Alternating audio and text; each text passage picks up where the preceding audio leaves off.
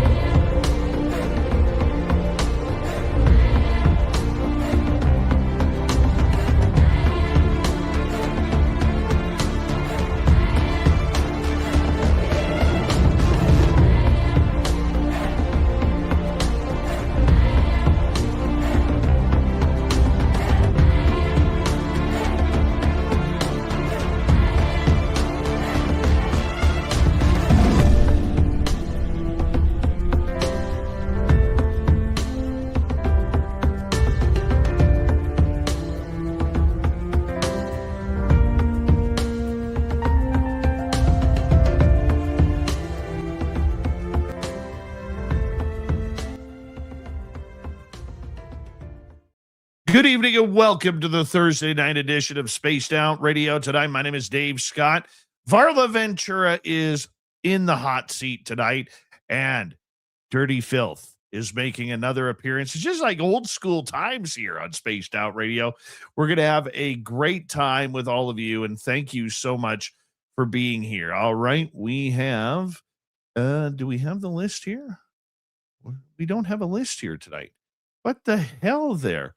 Race fan. What's going on? We have Kitty Cattywhack in the gold medal position.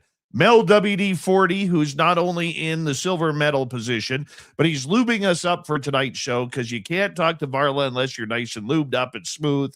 So thank you, Mel, for the lube. And Race fan in the bronze medal tonight. Robert Lamoth, how you doing? Little Cam, thank you for kicking off this super chat tonight. The super chat is a wonderful way to support what we do on this show on a nightly basis. And if you look right here through the red of the Canadian flag, that's daylight. 9 o'clock and still daylight up here. I love it. Love this time of year. Frankie B, how you doing? Nice to see you. Necessary Dialogue and Luscious Jewels. Good to have you here. Hi there, Jaquetta. Stephanie Kenny Blankenship, nice to see you. As we continue on with our roll call here, let us say hello to Cosmic Joe. Cosmic Joe will be signing autographs after the show. Line up to the left of the studio, if you don't mind, to the left of the studio. Moving on down. Who else do we have here? Well, let's take a look here. Well, Cosmic Joe with a nice super chat as well. Thank you, buddy. Really appreciate your love and support. And moving on down. Big thank you, by the way, to the Michael Leger, who had a donation before the show. Yeah. He transferred it. So thank you, the Michael Leger. We appreciate you, buddy. Kurt M., how you doing? Thank you for coming on in. And John Jackson, what's happening, my friend? Good to have you here. Thunderhead, what's going on? And, oh, there he is. Number 10 in your program tonight, starting at center ice from Stockholm, Sweden. Lars Jansson. Undead Jed, how you doing? Nice to see you. And who else is here? Edwin Guerra, what's going on? Body Tech is here. Body Tech got up early so she could sign autographs after the show as well. Line up to the right of the studio, if you don't mind, to the right of the studio. Millennium, my man. Laura Elizabeth, how are you tonight, my friend? Nice to see you. Cool Arrow and the Michael Leger. How you doing, buddy? Thank you again, my friend. Very humbled. Very, very humbled. Thank you very much. Scrolling on down. Holy Sun, how you doing? Jay Truth and Chris Irvin, how you doing? Aaron, the Tree Guru, how you doing? Paul Nicholas, thanks for coming on in. Wando, nice to see you. Ghost Fixer, how you doing? East Coast Turnaround on X, nice to see you. Louise is here. How you doing? And scrolling on down, where are we here? Brent Van Owen, how you doing, buddy? Or Von Owen, pardon me. Paramarv, my friend, how are you? And Oregon Bigfoot Fades. Hey, everybody remind me, it's Skip to Malou's birthday today. It is. Vincent, how you doing in Winnipeg? Thanks for coming on in. And who else do we have here? I think we're caught up. Except for honest content. How are you? Hold on. Let's get the radio side going.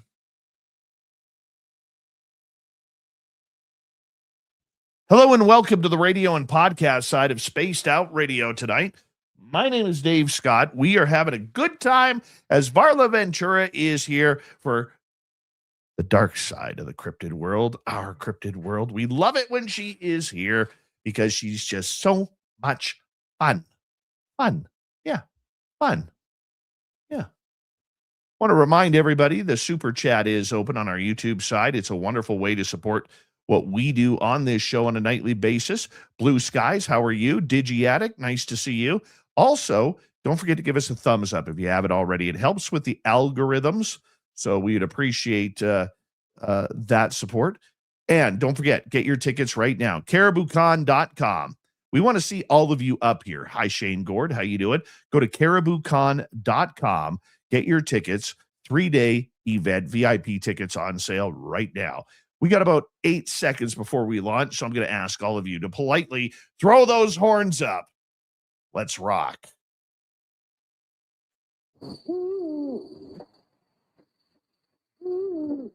Are you ready to hear your mystic voice of the night? It's time to wake up. He's here. Be quiet. He's ready for you to listen. Let's point our ears to what's that really happening in the house. We're together, friends.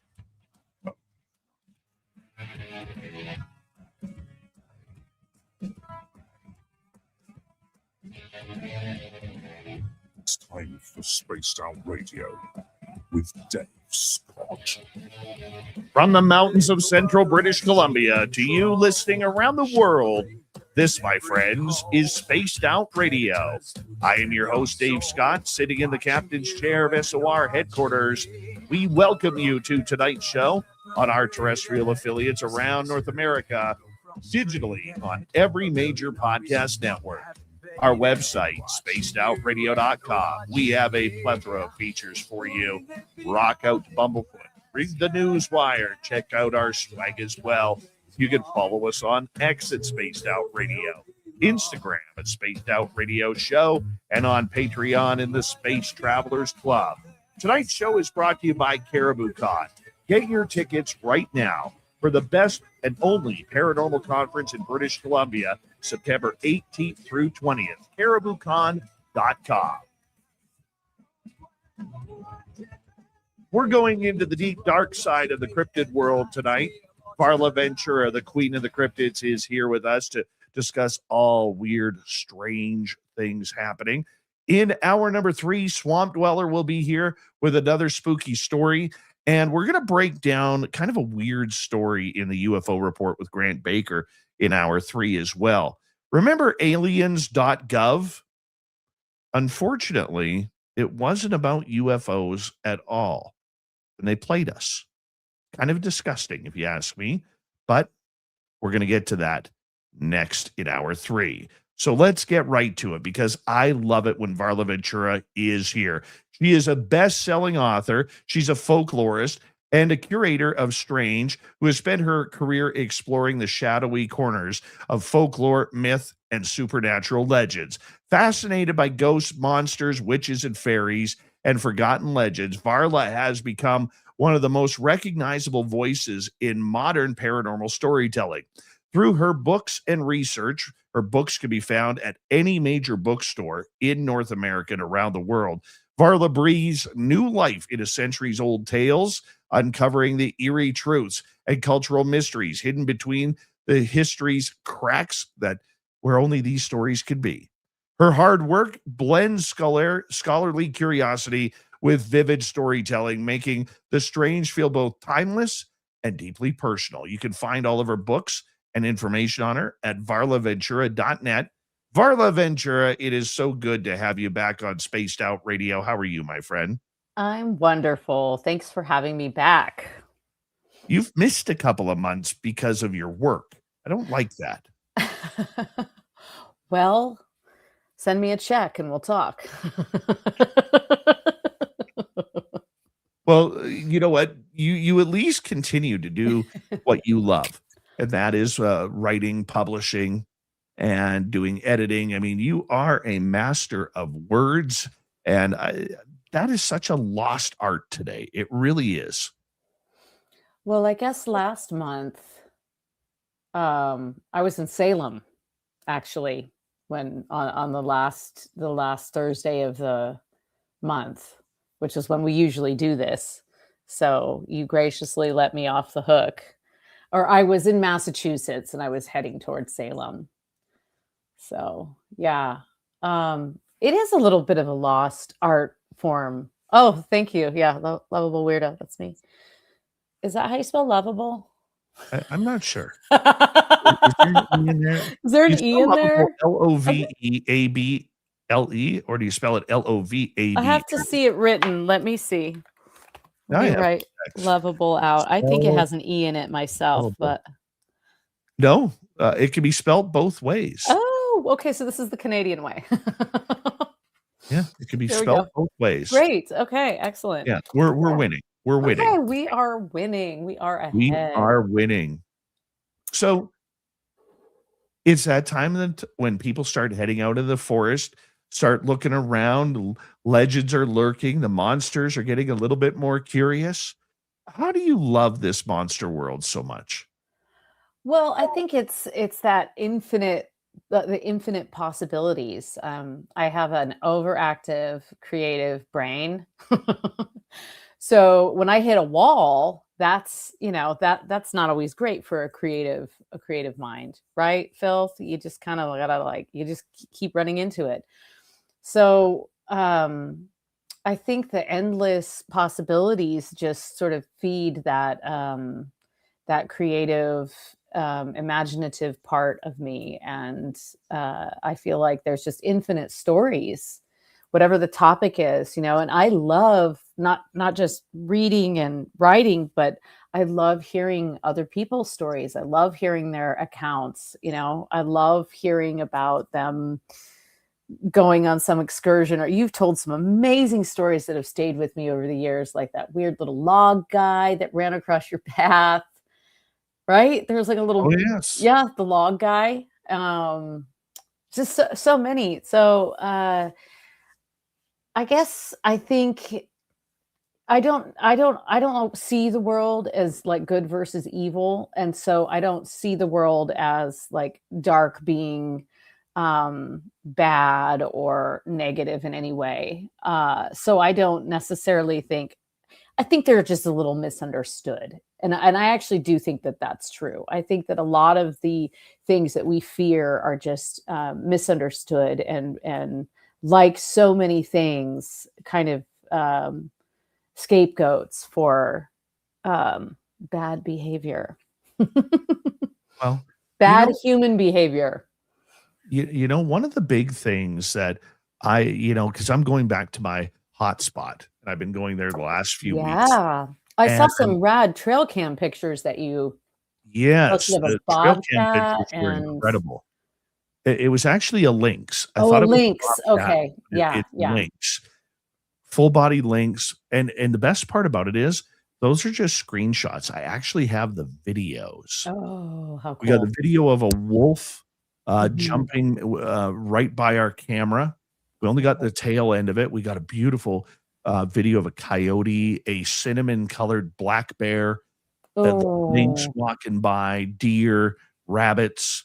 No Bigfoot, no Bigfoot just yet, but we're hoping that that comes up soon. But it's weird because we found on this past weekend, we found 18.5-inch tracks.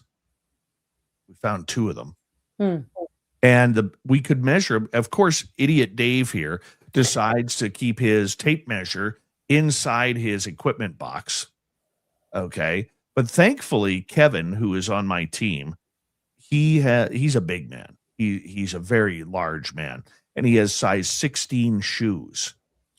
And his Oh, feet look like a regular size 9 shoe compared to this thing. What? Yeah. That's wild. Yeah. It was pretty crazy to actually see that. We found 15, 16-inch prints too in another area. But what's really wild That about was it, the baby. I wanted to talk to you about this. One of our team members, her name is Angelina. While we were looking for prints around that 18-inch track, she actually saw either a glimmer man or a cloaked Sasquatch walking through the opening, not speed walking, but not walking slowly. Okay. And she watched it walk right into the trees. Mm. Have you ever heard of that? So what do you mean by a glimmer man? Because I feel like we kind of talked about like the someone had asked a question last time I was on about like the glimmer people or like Well, if you remember the movie, the Arnold Schwarzenegger movie, Predator, right. at the beginning where it kind of looks like that watery translucent. Yes, yes. So That's like in this what it instance, looks- glimmer meaning it's just a glimmer of Yeah. right, right. Yeah. Um And she actually, I asked wow. her, and trust me, I butchered this. I'm the lead guy and I butchered this because I'm still learning how to investigate. I'm an enthusiast of this all. I'm not a true Understand. Yeah, investigator, yeah. so I'm learning on the fly. And one of the things that she said was, I said, how tall was it? She said it was definitely over 6 feet. She figured 7 to 8 feet tall that this thing looked, which would be in Sasquatch height territory. Hmm, hmm. Well, I mean this is part of I think kind of the great debate. And I always sort of defer to what I know about sort of ancient accounts of like the fairy kingdom, for example. And fairies, and by fairies, I'm not just talking about the like little things that flit about from flower to flower. We're talking about the whole kingdom of the Fae, which is full of all kinds of creatures. It's another world. There's werewolves and two-headed werewolves and pukas and all kinds of variations on little people. But one of the things that they widely possess is this cloaking ability. Otherworldly creatures. Actually, there's a beautiful story that the son of the sea god, Manon Maclear, gifted the fairies, the Fae, with this with the cloak of invisibility. Manon Maclear would create all of the mist that would sort of surround like the island of Avalon and Ireland, and this would create this kind of fog. And it was said that that was the fairy cloak, but they were given this because it was a way for them to protect themselves. There was a huge war between, pre-humans and the fairies were sort of driven underground. And instead of leaving, for example, instead of leaving Ireland altogether, they were gifted this ability to cloak, and that allowed them to only show themselves when they chose to. So just knowing that and applying that to maybe North American lore, you can see that whatever you think Bigfoot is, it's certainly has a supernatural quality. I mean, all animals do to a certain extent, right? And you've got this trail cam out that's capturing things that if you were walking on that trail, you would never see, because animals know how to hide.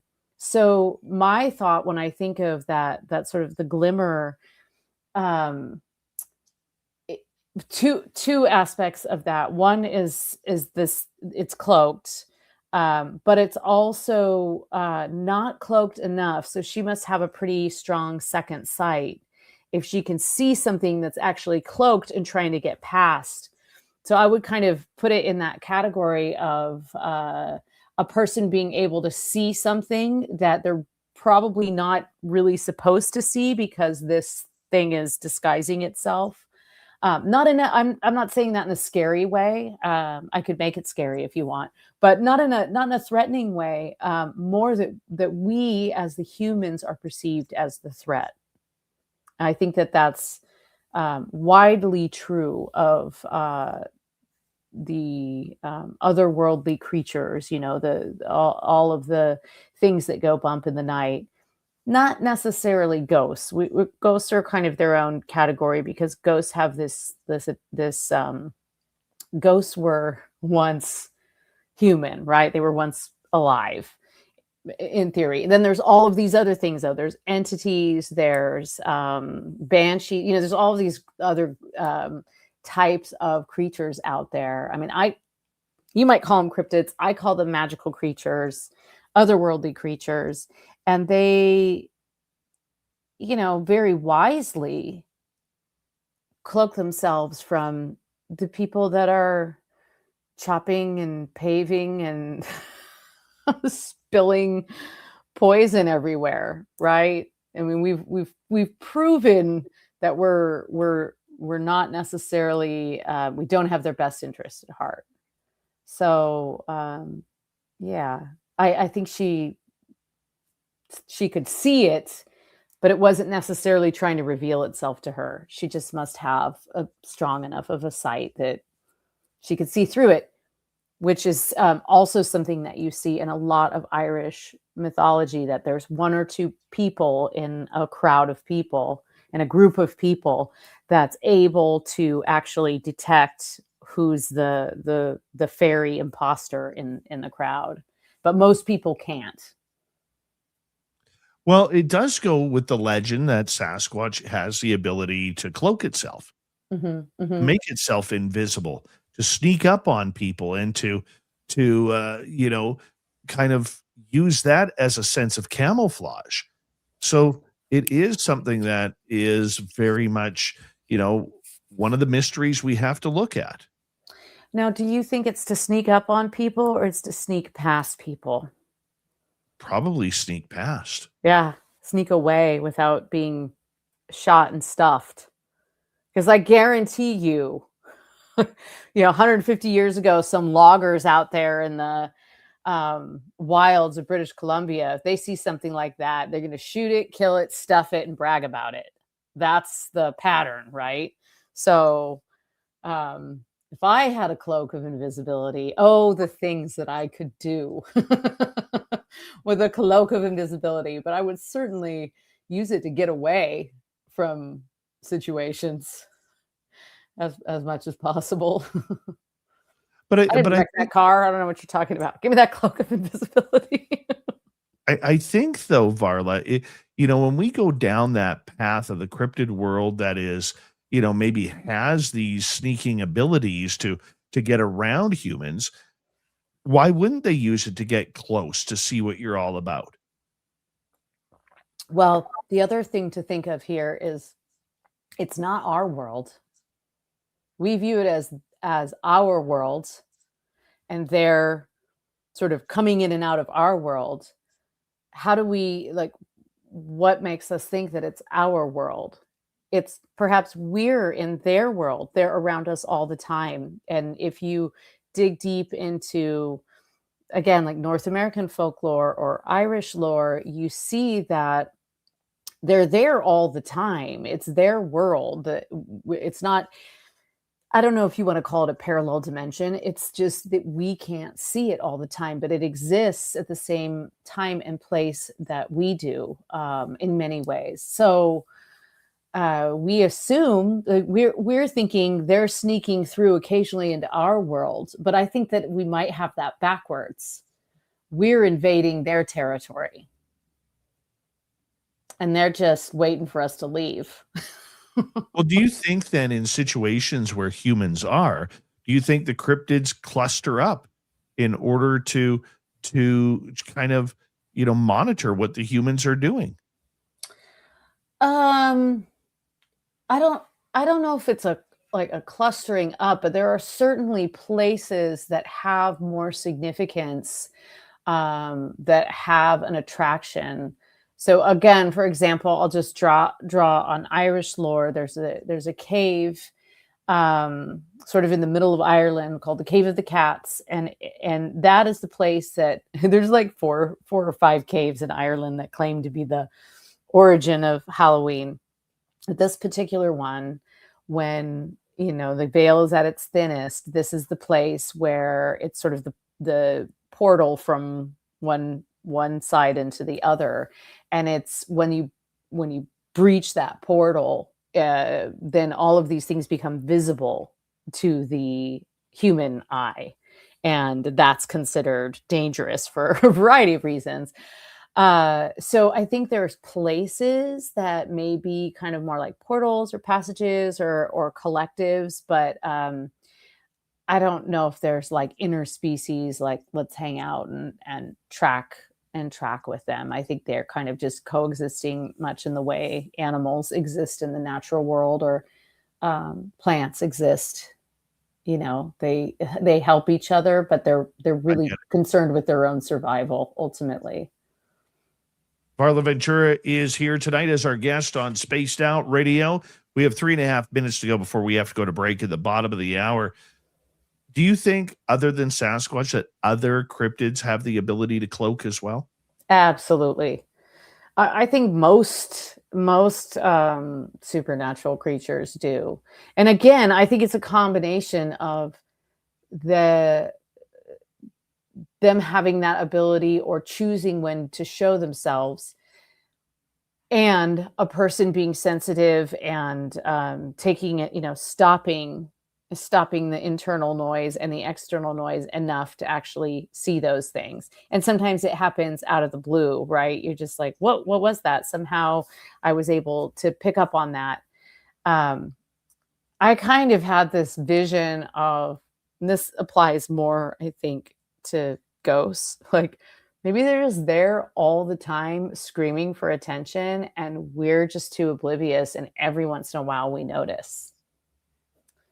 So it could very, very, very well be the same thing. They're around us all the time, but they're going to just lay low and, keep things hidden and just not, we just can't see them. There's so many things that we've convinced ourselves aren't real at this point in our lives, as, in humanity's existence. And then we have all of these deep fakes and things, so you begin to like distrust everything. Like, how do you know I'm real right now? All that, these kinds of things.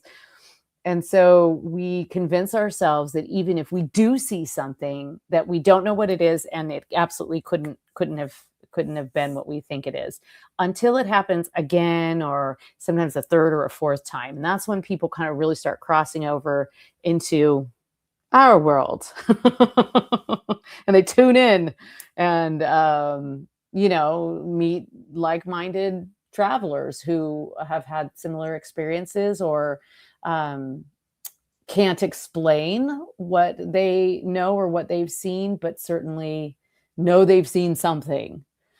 And again, just going back to your original question, like, this is what is so appealing about this world of sort of potential unseen things that we're interacting with without knowing. That's what I always think of. We're just interacting with them. We just don't realize it, which is both terrifying and delightful at the same time.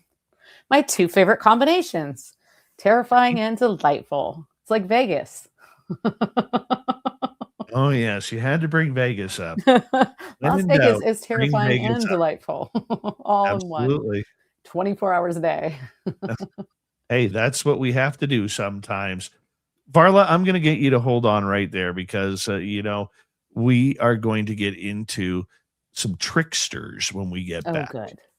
Yes, because I know you love a good trickster cryptid that is out there. And you got them all knowledged up. You got the breakdown of them all. What causes these cryptids to be tricksters and play tricks on good people like you and me? That's what we don't put me in that category. Right? Right? Well, we're going to find out more. Varla Ventura is our guest tonight on Spaced Out Radio. She's a monthly contributor called Our Cryptid World. Her website is varlaventura.net. You can also check out her books at any major bookstore. Don't buy the online stuff. Go to a bookstore. Smell some books. It's always better. We'll be right back.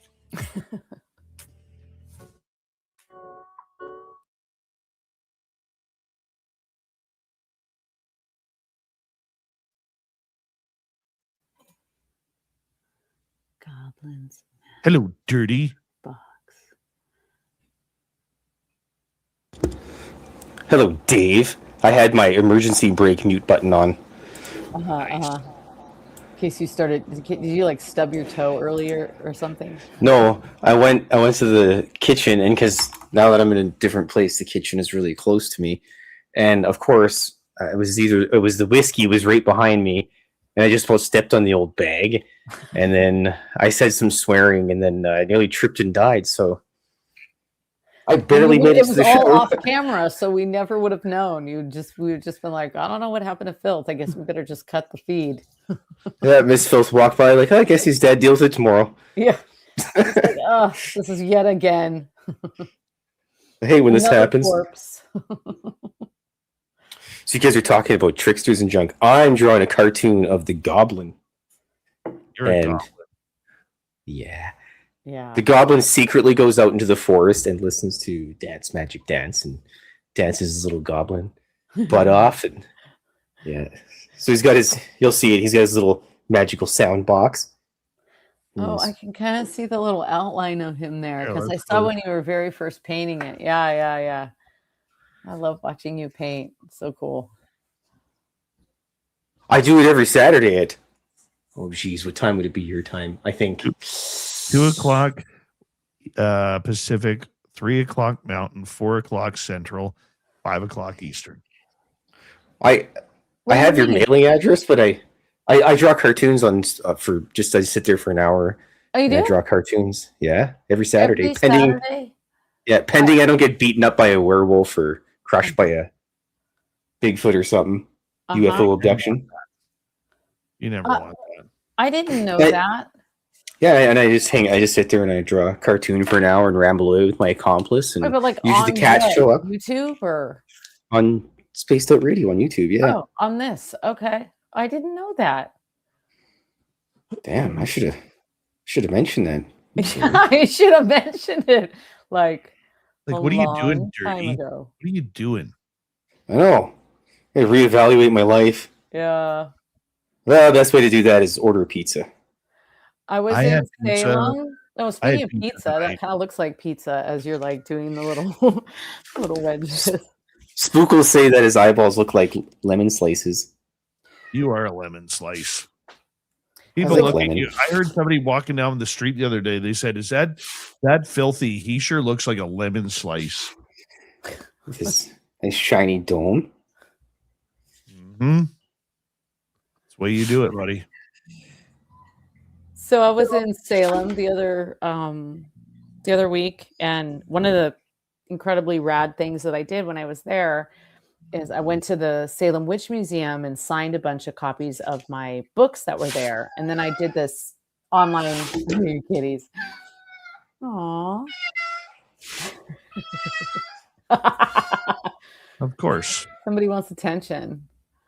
Anyway, I signed books and it was totally cool. And then I was browsing the gift shop and they're like, oh, you can just pick out a t-shirt.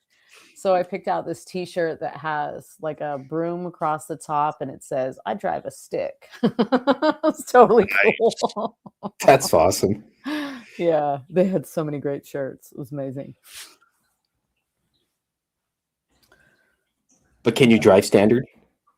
I could drive anything. I learned to drive on a stick. I took my manual transmission Jeep out for a nice long drive today. I mean, it's been a number of years since I've driven a stick, but I mean, my son always makes fun of me because, you know, he's at that age where he's starting to do driver's training and stuff. And so he's paying attention more to like how I drive for better or for worse. And I always drive with one hand on the wheel and one hand on the stick shift. even though it's an automatic. It's just like this habit I catch myself doing all the time, where I'm just like, my hand is there so I can shift, and You kind have of to. like, yeah, you just I don't I mean You have to. don't Okay, need guys, to. we're coming back here in a few seconds. So thank you tonight to the Michael Leger, the thank you to Little Cam, Cosmic Joe, and KJM for the super chats. Greatly appreciate your love and support.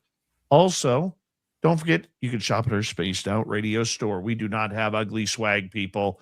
No ugly swag. So make sure you check it on out. And here we go in 5 seconds.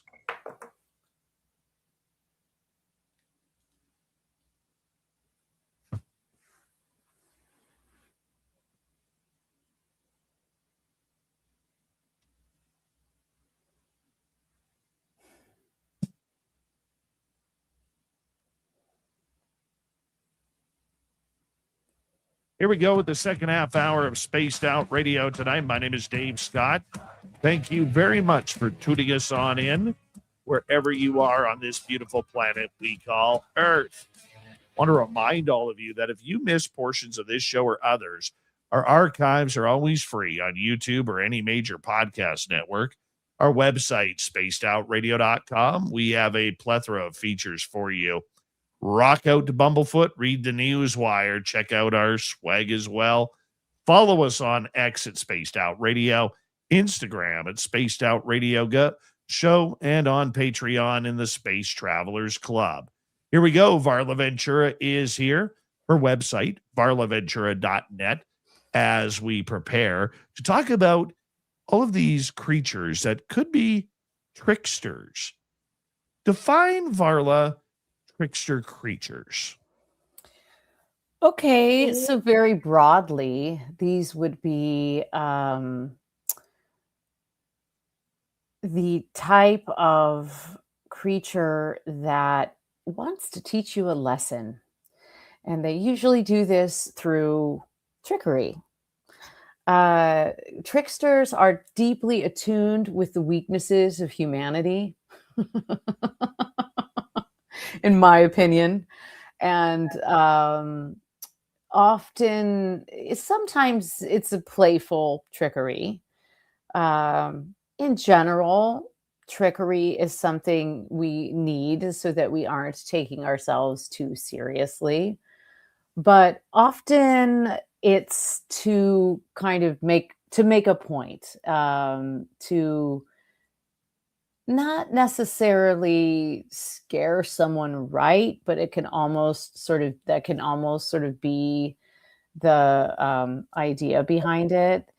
But this is me putting a like a human point of view on it.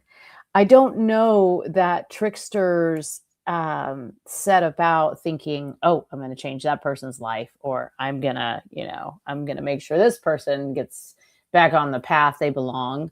I think they're just sort of sent forth and they do their job, and their job is to trick you in all manner of ways. It could be, the king of all tricksters is the devil, right? And if you can trick the devil back, those are the best stories, where someone actually outsmarts the devil and tricks the devil, and then you win, basically. But there's all manner of trickster creatures, and even in the natural world, you've got you get something like fire ants. Those are some of the most horrific little trickster creatures ever known. And I have a funny story about fire ants. I was in Texas, and I was sort of angrily stomping on a grave of a relative of mine that did some very unsavory things. And I shit you, sorry, dump button, quick. I stomped on this grave, and all of these fire ants came out, which was really dumb of me for a variety of reasons. And I thought, okay, lesson learned there, So even mosquitoes are kind of tricksters, right? They're annoying. They take us out of ourselves and throw us on this other path. And whether we like it or not, and often we don't, they do sort of change the trajectory of whatever we're doing. So yeah, there's so many great tricksters out there. What about the little people or gnomes or little, gargoyles? What about the trolls under the bridge? Okay, so gargoyles are protective. They're not tricksters. They're a protective entity that they look over dwellings and look out for people and kind of ward off evil. But so there's definitely little people tricksters, and there's a lot of gray area between what you might define as like a goblin or a hobgoblin. Like, for example, speaking of goblins, in many instances, goblins are considered these sort of tricksters that are menacing. But you often find the word hobgoblin associated with goblins. And these are little people that actually kind of coexist. They're sort of domestic fairies. They coexist with people, and they often live within their homes. And they do all kinds of lovely things for you if you're lovely and you keep things clean and you make them a nice meal every night. But as soon as you don't, they'll sour all the milk and all of your cows, and they'll blight your crops and pinch your children in the night. So you've got a lot of, but none of this is with the sort of like heavy level of menace that I think we might associate with something that's like demonic or whatever. So you do have that. The most famous trickster in the fairy kingdom is the puka. And the puka is a shapeshifter. So that's often a characteristic as well, being able to transform from one thing to another. So it really is trickery. The puka is frequently seen as a rabbit or a horse. Thank you, witch. But they are these shapeshifters that are known to sort of totally throw you off your path. So if you see a puka in the shape of a horse, it might throw you on its back, take you on this wild midnight ride, and you think you're on death's door, and yet somehow you survive. This is actually a form of trickery. It sounds like torture or something, but it's really not. It's a form of trickery. It's showing you, making you feel so threatened that you realize that you're on the wrong path. It's tricking you into thinking that you are about to die in order to wake you up. And I think you see that very frequently. And even if you just think about like the medieval court, right? And you have the one advisor that the king actually trusted was the fool or the jester, the trickster, because they were the only one that were actually honest. They could, even though they were all about these kind of jokes and things, they would tell the truth and they would be able to get away with it. So they would do all of these parodies, mocking the king and queen, that people would laugh at, but no one would ever dare say. No one in the court would ever dare say. So this is an important role, just like psychologically, I think, for people. But the pukas, most famous puka is Harvey, which people are probably quite familiar if you're a Jimmy Stewart fan at all. But there's a movie. It's actually based on a play, which is then based on a legend about a puka that is a giant white rabbit, and this one guy can see it. And that's the other thing that tricksters are really good at. You will see them over and over and over again, but the person on the bar stool next to you won't. And so after a while, people really start doubting you or thinking that you're crazy. And pukas, go ahead. You bring up a very interesting point there that, certain people will be able to see it, but others won't.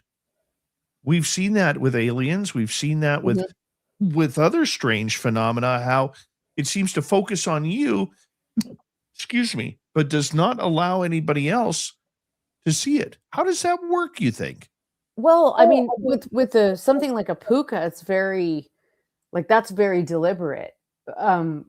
Pukas are known for preying on and making themselves known to sort of the unreliable narrator in town. So in the example of this, like the Harvey plot, he's a drunk, and everybody just thinks he's drunk all the time talking to this giant invisible rabbit.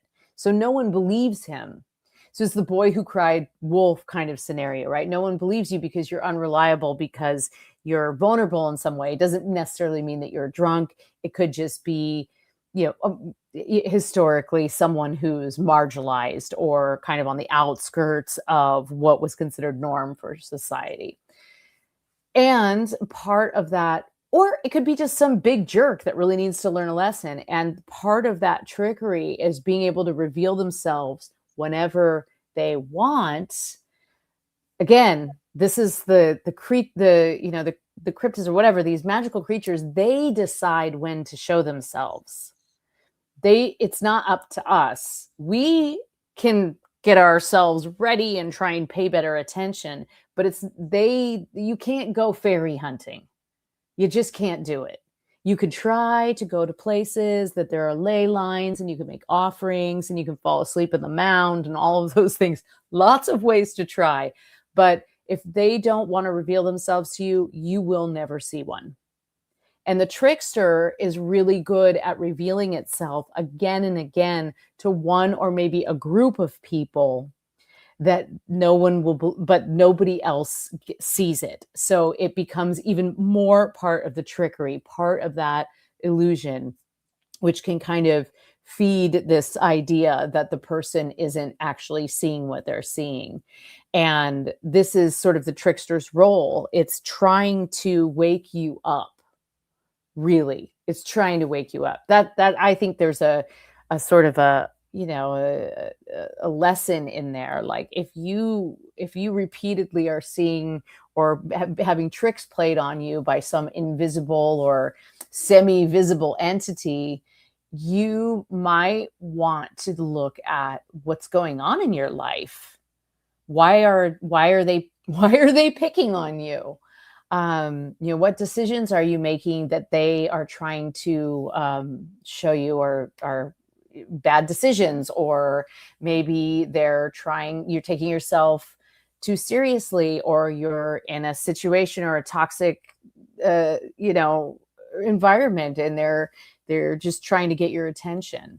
So if you think about just like historically the role of a trickster or any kind of sort of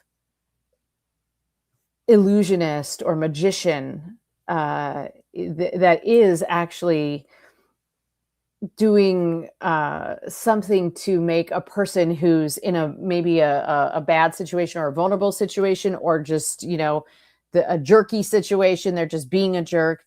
It's actually it's like a cryptid slap across the face. Like, wake up. What are you doing? For example, pukas, as I said, they love to prey on drunks, but one of the places that you will run into them is when you are stumbling home late at night. You don't have to be out on the moors. You could be in, downtown, and you never know what you might see, or what might toss you on its back and ride you into the night and terrify you to the point where then you're like, well, I should probably reevaluate my choices. How did I get on that street corner? Oh my. Oh my. Well, Varla Ventura is our guest tonight on Spaced Out Radio. You can find all of her books at varlaventura.net or in any major bookstore.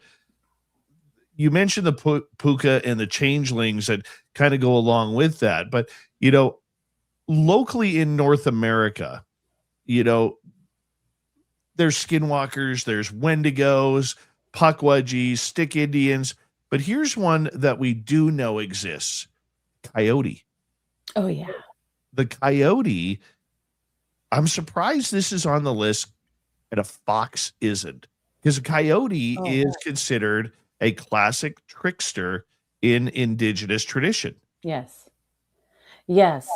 In fact, in Enchanted Plants, I have a section about beans, and there's a type of bean that's indigenous to especially the southwest of the United States and sort of down into Mexico called a Tipperary bean.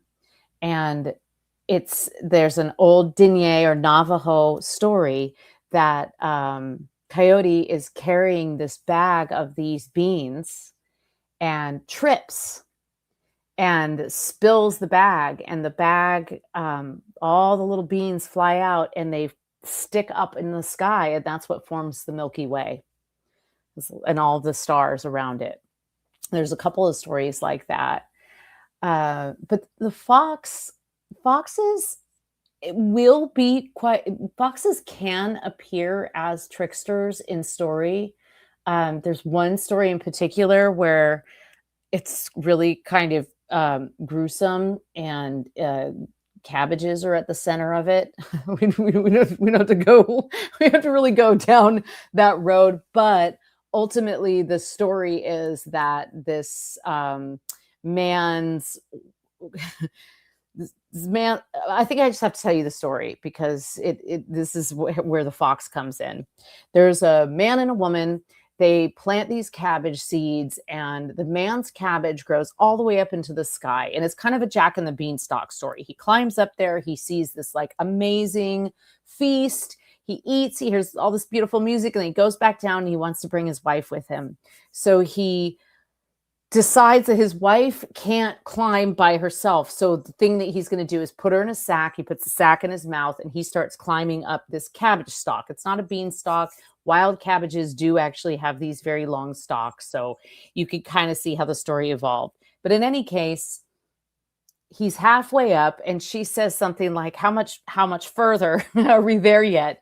And when he goes to answer her, he drops the bag, and the wife falls all the way back down to earth and basically just becomes a bag of like shattered bones. And so the man comes down, he's devastated. He's sort of weeping over this, bag of what was once his wife. And along comes a fox. And the fox says, "Don't worry, I can help you. I see what he kind of looks in the bag, says, I got you. So he says, what I need you to do, if you really want me to help you, is I need you to get a kettle boiling. I need a cauldron of boiling water. I need some oats, some sugar. And they'll take that bag of bones. And then I need you to shut the door and wait outside." And what does the fox do? The fox puts all these ingredients together, dumps the wife in there. She's the thickener for the porridge. He eats up all the porridge, and then he goes dancing away, and the man's just left with nothing.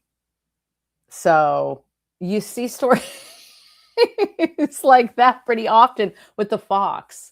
So I do think foxes are frequently, they represent that sort of, that they could be very wily and trickstery. And not only that, but the plant, the foxglove, which is digitalis purpurea is the most common one. This is the common foxglove that has a ton of medicinal, we make heart medicine out of it. It's this incredibly powerful plant. And it's actually said the reason we call it foxglove is because the fairies gifted the foxes the ability to put it has all of these bell flowers along a stem, and you can pluck one off if you're a fox and put it over your paw. And this allows you, if you put them on all your paws, it allows you to sneak into the chicken coop or wherever you need to go undetected. The farmers can't detect you. So that the fairies actually gifted this to the foxes, and that's why we call it foxglove. So they're all about that sort of stealth and, I think I'd put them in the trickster category.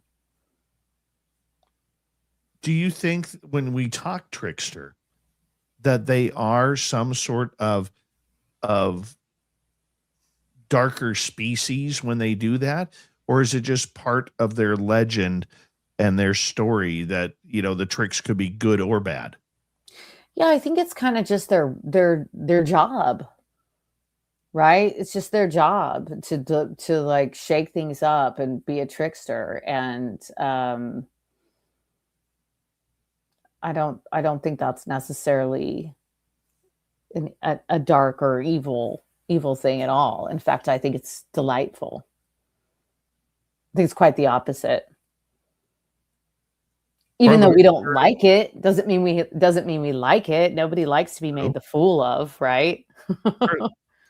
True. Varla Ventura is our guest tonight on Spaced Out Radio. Her website, varlaventura.net, if you want to check out her books or in any major bookstore. We got about 4 minutes to go before we have to go to break at the top of the hour. Finishing off with the tricksters, how can people kind of know when they are in the presence of trickster? It's like, let's say garden gnomes. Let's say no. No, you don't like garden gnomes. Here's the thing David Weatherly told me one day. Yeah. He said, Dave, you have to end your fear of the gnomes and stop saying publicly you hate them, because they will come back and they will do something for revenge. Mm-hmm, mm-hmm. And now I look at my studio, I got gnomes all over the place. Yeah, you've embraced the gnomes. I totally embrace the gnomes. Mm-hmm, mm-hmm. Gnomes can be kind of associated with trickery, but they are such they're protectors. They're garden protectors. That's why we have these little statues of them that we put in our gardens. But even something that is protecting you must be treated with a certain amount of reverence and respect, as much reverence and respect as you would give a fox or, another animal. Sure, some people might just be like, just shoot it. But, well, you're sure to be tricked then. Why do we get so weirded out by garden gnomes? I don't. I'm not weirded out by garden gnomes at all. I love garden gnomes. I love gnomes. I love gnome stories. I think they're funny. I think they're delightful.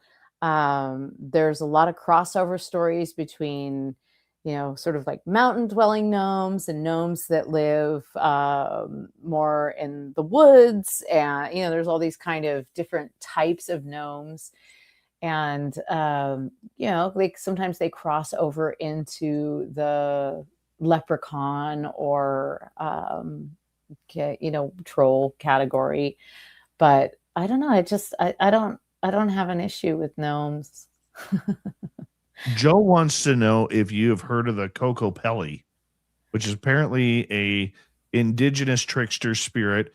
Plus he gets all women pregnant. Not familiar. And do not want to be. Oh, come on. Everybody could use a little Kokopelli in their life. That sounds like a drink to me. I'll take a Kokopelli, make it a double. Yes. So this is the definition that I just pulled up of this. Kokopelli is a revered spiritual figure and fertility deity in southwestern Native American cultures, typically depicted as a humpbacked flute-playing man. Kokopelli. Yes, I know the guy. Yeah, totally. Yes. He represents fertility, agriculture, music, and the spirit of joyful change. And okay, so probably that pregnancy thing is just coming from people confuse fertility with pregnancy. And I'm guessing that, the AI robots don't know the difference between those two things.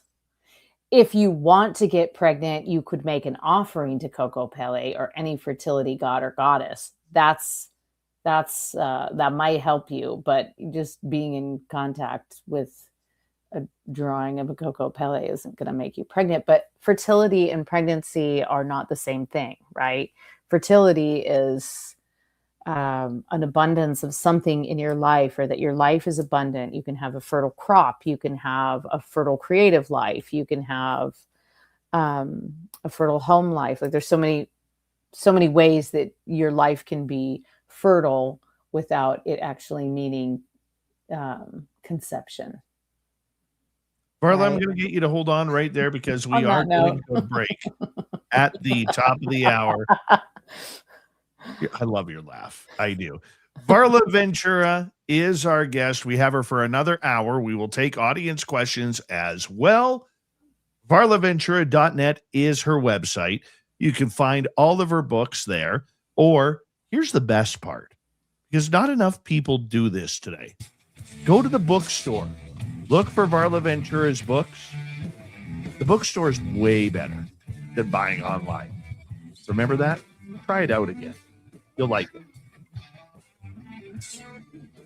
This is Spaced Out Radio with host Dave Scott.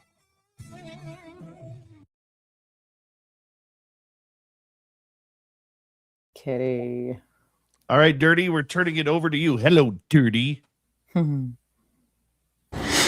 Dave. Hello, Varla. Hello. Oh my gosh, I- the purring. It's so loud. What's happening? Purring. I can hear the purring Oh. from your audio. Oh, Mr. Gargoyle. Yeah. Yeah, there he is. Well, sorry, folks, you're not going to be able to look at the drawing for the next 6 minutes or whatever. So But you can hear my it's been cat decided. So yeah, here's 6 minutes of cat purring on Spaced Out Radio. Top 10 cat purrings at 10. We are at the mercy of cats. Yeah, And we that's should right. be grateful He's- for it. He's my little shadow, my Gargy boy. Well, Varla, I bought a house. I live in a great, big, huge house now. It's actually really small. Really? You'd said you Yeah. mentioned that you were in a new place. You bought a house. Congratulations. Yes, thanks. Now I'm extremely poor and I can't buy pizza as much as I want to. Totally. Yeah, absolutely. But I got a nice especially big. because you want to, there's all the things that you want to do to it to make it yours, right? I got a bunch of. Oh, here we go. Hey, Thanks, Mister. I know that book. Oh yes. By the way, I have this here because I always plug this whenever I mention you about anything. This is Fairies, Pukas, and Changelings by Varla Ventura. She happens to be on the show tonight, in case if anybody's wondering. But in this book that I got, I have this.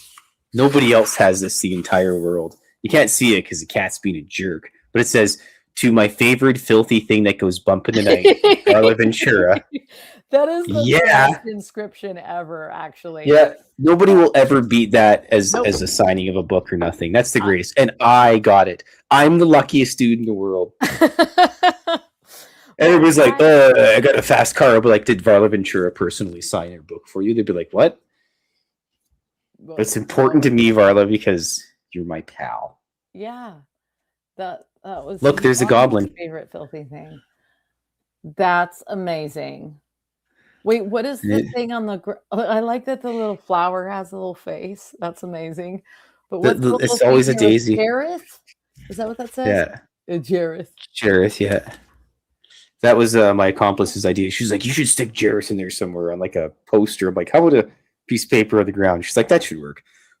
And look, it's a magic sound box because even though it's not plugged into anything, It's still working. still working. Dance, some magic dance. Yeah. Well, you're gonna go listen to that song after the show now. Hello, Mister. Well, did you ever see that thing that was like it was going on for a while? It was called David Bowie's Area. Oh, jeez. No, but I've heard about it. Google it. You can Google, or maybe don't. Like it's on YouTube, I'm sure. And it was. Let's called just do it on. something like it was highlighting dance, magic dance. The pack. Oh, Yes. I thought you meant yes, the package. highlighting The package David of the Bowie's package of Area. music. Yeah, the musical package that was David Bowie. Oh, it's terrible. Hello, Mister. I know we're terrible. You know what? Terrible people. I'm glad to actually. Yeah. But I'm glad I'm back and everything's all set up and I got all my crap figured out and everything's when did you unboxed and. move? Just recently? It's been like the last 2 months. I've just been living in boxes, and then Chaos. this is probably like the 4th or 5th week now. So, Dude, I hate to break it to you, but I have boxes I never unpacked when I moved 10 years ago. I got rid of a ton of stuff though. So did I, and I still Okay. have boxes that I did. And the only reason Yeah, but you got really like didn't shrunken open heads them- and skeletons and things like that. I just got Actually- like boxes of cartoons. Okay, so that's why I know. It's like there's this one box that has Oh, by the way, Varla, I forgot to mention this to you. Feels like shrunken head. I normally send you Christmas card, but it didn't work last year. It said the mailing address was incorrect, so you'll have to message me. Yeah, I'll get that because I figured got it out. from you the first time, Yeah, and then and I this feel last bad year. now. Oh no, don't feel bad. I mean, I've never sent you anything. Yeah, but I got a signed book.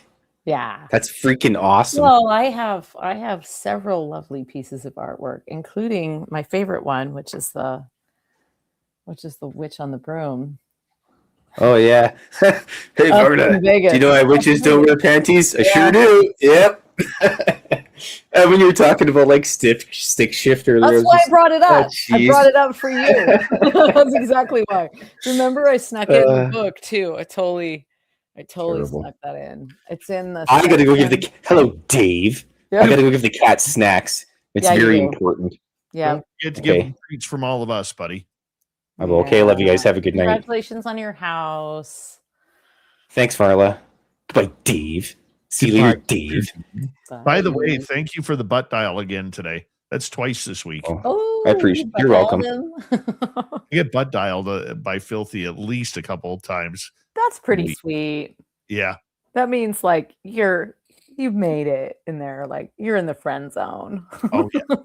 Oh yeah. Thank you tonight to the Michael Leger, Lil Cam, Cosmic Joe, and KJM for the super chats. We greatly appreciate your love and support, everybody. We are coming back in 10 seconds. So sit back, relax, and get comfy because here we go with hour number 2. Get your questions in capital letters for Varla. We're going to them as well. Go easy on me.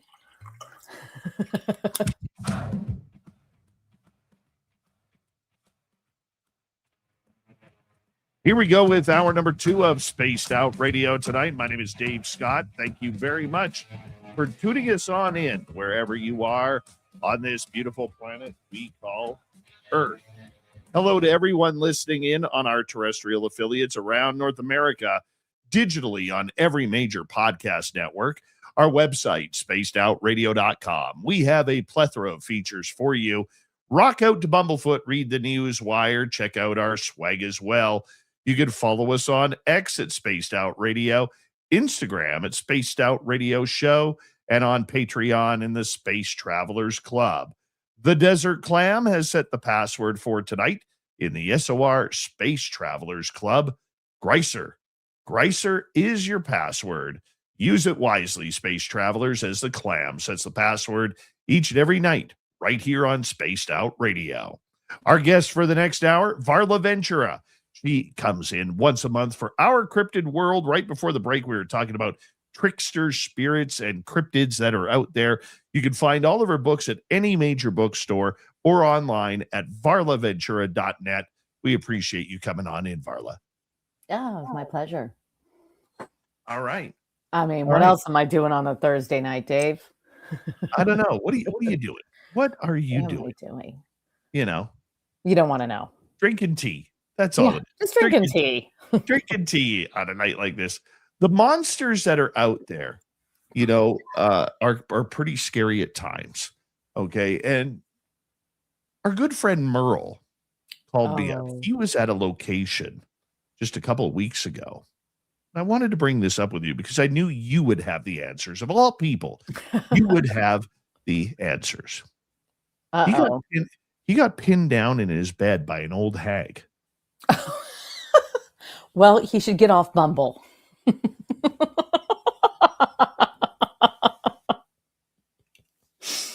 I mean, told him a couple times now. Sorry, you were being serious. Go on. Yeah. So apparently they were at this location. You walked right into that, though. Can I just say? I totally did. I'm not even gonna argue with that. No. But Merle went to bed and he woke up and he woke up, not woked. He woke up and he was pinned down. He was having a dream that he was pinned down Mhm. and he saw this shadow and it said it felt like an old hag type Mhm. energy. Number one for our audience, because since you've been on Les, we've added a radio station in Kelowna, British Columbia, 11:50 a.m. talk radio. So you're new to them. So we're going to define for Hello. them what is the legend of the old hag and why is it so creepy? Okay, so I am here in defense of old hags. I actually made a pact with a dear friend of mine recently when I was in Massachusetts that we are aspiring to become bi-coastal sea hags. That's our kind of a collective goal that we share. So one of us will be on the West Coast, the other will be on the East Coast, and we'll be sea hags and we can interchange. So the idea of the old hag, it's kind of a shapeshifter. There's a shapeshifter element to it because people okay, I have a lot of opinions about the old hag thing. So this is probably going to derail it a little bit. But You go. people tend to think of old women as uh invisible or not valuable. This is absolutely true across our Western society. For women in particular, I think it happens to elderly in general, but women in particular, especially a woman that's on her own. I mean, this is at the heart of the witch trials, the witch craze, where women, witch craze in Europe, where literally thousands of women were killed because they were old and they had property. And I mean, I'm oversimplifying it. There were a lot of other, layers to it. So there are some of us that don't fear the hag. We embrace the hag. But okay, so there we go. That's my tangent. I don't like the idea that if you're not physically beautiful and of peak fertile age, you are therefore evil somehow and should be gotten rid of. I don't like that. And you see that over and over and over again in fairy tale, in legend, in story, in myth. You see it repeated. And I think it's totally rooted in deep sexism and is, part of the patriarchy I personally long to take down. But I digress. So, meanwhile, sorry for you new listeners who are all like switching off now. This isn't what I thought this was Christian radio. So, are you going to like hit the dump button again? But anyway, what he's talking about, I think, is and some people even put the old hag in the banshee category. There's an old washerwoman that appears, and this is sort of a warning, kind of in the warning ghost category. So encounters with a banshee, it's usually you hear it or you see it. It can be a beautiful woman that transforms into something kind of hideous, or it can be in the form of an old hag, an old woman who would seemingly be harmless at first, and when you approach her, then transforms into this banshee, which warns you of impending doom. The washerwoman is seen washing out bloody rags, leaning over the creek and washing something. And if you see her, it's if the creek is running with the blood of soldiers that are about to die in war. And then you have the sort of the paralysis that's also associated with this kind of visitation. So I'm not really sure what happened to Merle. I mean, that feeling, I mean, I've experienced that quite a bit, but I will say that when you wake up and you feel paralyzed, and anything could be holding you down at that point, my theory, and I say this out of personal experience, is that he was actually out of body. And he was out of body at that time. He was probably like up in the astral plane, doing who knows what, not necessarily consciously. A lot of us, this just happens to. And as he was re-entering his body, he encountered something. This has happened to me, like, I can't even tell you how many times. And you're kind of fighting to be awake and use logic and say, I can move myself. But that sort of paralysis of being held down. I don't know why he maybe needs to, like, I would check my surroundings. I would, Merle, if you're listening, I would look at the people that are close to you in your life right now and do some background checking. That's what I would do. That's what I would do. So can a lot of these be a warning? Can a lot of these situations, and I was just going to ask that, be a warning for other types of, maybe people who are trying to put curses on, or people who are trying to maybe get into popularity and push someone else back? How does that work? Sure, absolutely. And that's why I'm saying, like, Merle, kind of, there may be someone untrustworthy that is trying to get close to you. And what we view as this negative, scary thing is actually trying to help us. Again, just as with the tricksters, they're actually trying to help us move forward on this, like, ridiculous path of life that we're on. And I think that Merle's a very protected person.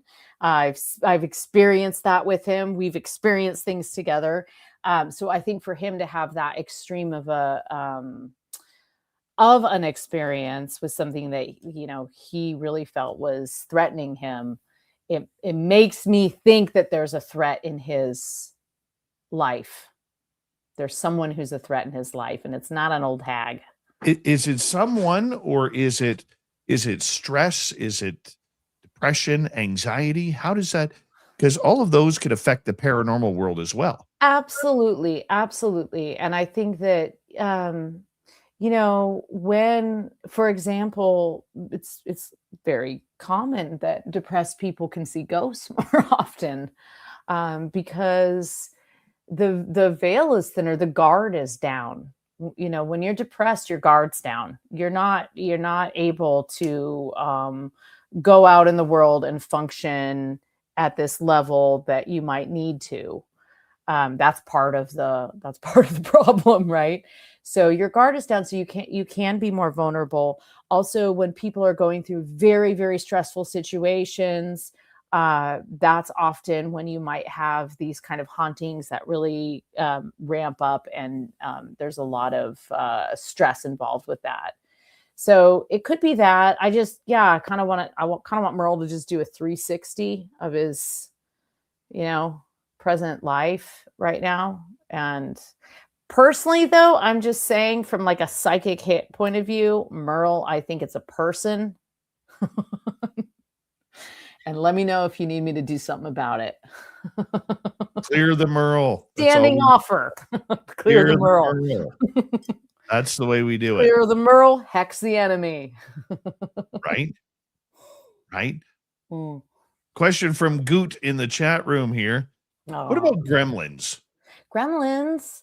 So I always think of, like, the movie Gremlins when I think of gremlins, but I do think that there are little sort of furry, semi-animal like creatures that dwell in the fairy kingdom, and gremlins definitely have that. They have a big trickster element. They have that playful, messing around with you kind of element, and you see that also with a lot of little goblin creatures or little people. Often in old stories, there aren't always the same names for things. So, like I was saying earlier, like hobgoblin kind of gave way to goblin, but there was also something called a coblin, which there are all these different names, and you have all these languages that even like throughout Ireland and Wales and Scotland and England, you many languages there. And so one name kind of morphs into the other. So as far as like a little gremlin, I mean, I don't know exactly what you would call it. I would call it like a little goblin, but definitely a trickster element. I think we all have the 1980s. What was it? You like put water on them? If you poured water on them, yes, that was like, to like avoid water. Yeah. Do you think though that there are gremlins out there, and if so, Yes. where would they where would their habitat be? Like under your bed. Oh, really? Yeah. Your closet. Like I think they're domestic. I put it you don't like that answer. You're like, ugh. Nope. Yeah. Well, you know, that's just my opinion. I could be wrong. Yeah, way to freak me out. Yeah. They appreciate go where that. the rats go. Yeah. What about? Oh, that brings up an I just made it interesting. worse. Let's go to Sorry. Jules. What are the personality traits of pixies? Pixies. What a great that's only on Spaced Out Radio are you going to get a question like that. What are the personality traits of pixies? So that's a great pixies kind of straddle the trickster and the sort of more ephemeral angelic fairy idea that we have when we think of fairies. We think of something like, you know, this little winged gossamer winged thing that flits about, but pixies are a little bigger, maybe even bigger than like a leprechaun, and they have a good solid trickster element to them. They kind of keep to themselves, but they don't mind interacting with humans. And much like a hobgoblin or there's a Scottish one called Adobe, or a brownie, they're kind of similar to those I call them domestic fairies. I call them that because that's what William Butler Yeats called them. He has a whole classification of fairies, and I just figure he's our best bet when it comes to that. But they have a little bit of a little bit more of an ephemeral quality to them than something like a leprechaun. A leprechaun's kind of the, like, you know, the hard bachelor of the fairy kingdom. And the pixies are a little bit more delightful. And as far as I know from lore, pixies, like whereas a leprechaun is a solitary, kind of lives alone, and there are quite a few. Pukas tend to be solo. Pixies is usually encounter more than one. There's usually like a group of them. They're very social and like to be together, and they love to play tricks on one another and us. Well, that's always nice. Yeah. Oh, and they are also gifted with beautiful song, which is sometimes used for trickery. Paramarv is asking, would you please review and explain the do's and don'ts of interacting with leprechauns? Okay, so these are the best question. Don't accept food from them, etc. Okay, so there's a couple of things that we don't that we have wrong collectively about leprechauns, I think, and I say this, I had it wrong myself, even as an aficionado, but it wasn't until I wrote the book Fairies, Pukas, and Changelings that I started really digging deep into the leprechaun legend, because we have this like Lucky Charms guy. This is what we think of when we think of the leprechaun, and we see it every year on March 17th. You know, people put on the stupid hat and the red beard, and they, you know, St. Patrick's Day, and suddenly everyone's Irish, and it's really like a horrific stereotype. Leprechauns. Okay, so I was talking earlier about the word coblin, which is a sort of like a Welsh word that gave way to goblin and then eventually hobgoblin. And at the root of that is also cobbler. So leprechauns are actually the cobblers of the fairy kingdom. They make everybody's shoes. And they live alone. They like to be alone. They're, like I said, they're kind of like the bachelors of the fairy kingdom. And you can recognize that you might be in the presence of a leprechaun because you would hear the tap, tap, tapping of his little cobbler on his little cobbler bench. Cluricaun is another name for a leprechaun. unlike what we think of, leprechauns actually favor the color red or blue, most often red. They love fabrics. They love velvet. So a wonderful thing to do if you think you might have a leprechaun in your midst is to buy, a small bolt of a really beautiful, exquisite fabric and leave that for them. It doesn't have to be a large amount. It could just be, in like a quilting square size of like a beautiful, exquisite red velvet. They were originally depicted in red or red and gold. The green came in as part of the honestly, it was the racism toward Irish immigrants that gave us the Lucky Charms guy. That's where that came from. It was like this stereotype with the red beard, and then the green just representing Ireland. So leprechauns actually are prefer red and sometimes blue. What else do we need to know about leprechauns? They like to be left alone. Now, this whole thing with the leprechauns keeping gold, I do think that there's a lot of truth to that. I do think that they have a treasure keeping ability. But the pot of gold, or the idea, talk about a trickster, right? Like a leprechaun can trick you faster than anything. And there's one really fantastic story about this guy who traps a leprechaun, gets and the leprechaun convinces him to let him go, but because he's gonna give him a magic purse. So it wasn't a pot of gold, it's often a magic purse. So the guy agrees, he takes the magic purse, he lets the leprechaun go, he goes down to the pub, he's totally bragging that he caught this leprechaun. He says, "Drinks on me.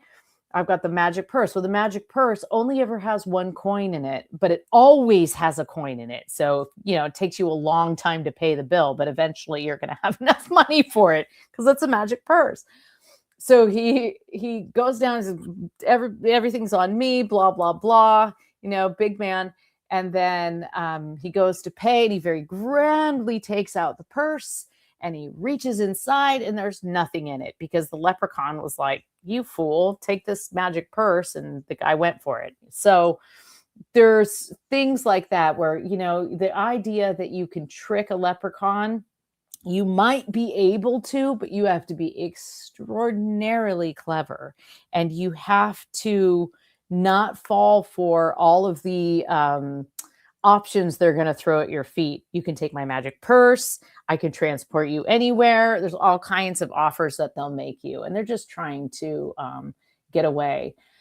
Something that I don't like that seems to be a theme in a lot of the stories that I've read about leprechauns around the turn of the 20th century is this reaction to finding a leprechaun and kind of immediately beating it or wrangling it into some kind of cage, which just seems like really horrific to me because the idea being that the leprechaun has the money and you're just trying to trap it and that's the only way to get it.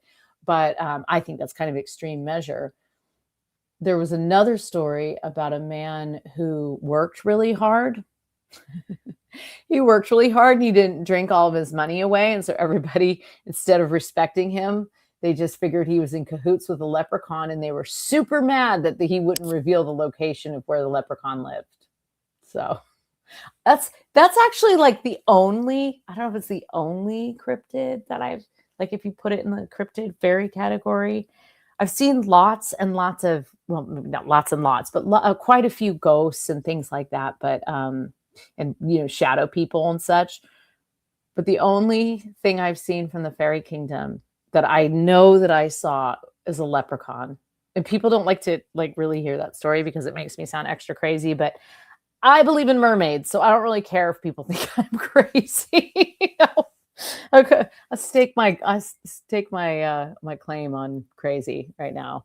Anyway, I was a kid and I saw what looked like a little man. He wasn't all dressed in shiny shoes with a big buckle or anything like that. But I was playing down by the creek, and probably sitting there singing, playing with a horse in the water or something like that, and by myself. And I looked across the creek and I saw a lovely little creature, little man. He had kind of leaf clothing on. It wasn't really, just sort of blended in. And in this part of California, there's something we just call them like um, umbrella plants, and it's a gunnera is the botanical name, and it just gets these big, beautiful, wide leaves that look like an umbrella. And he was kind of underneath that. Yeah. Hold that thought. Varla Ventura, we got her till the top of the hour on Spaced Out Radio. You're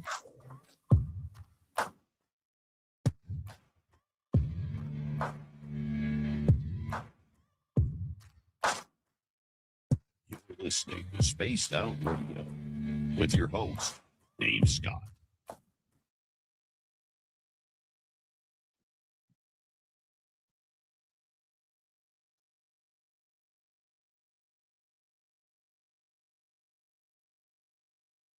All right, we are clear.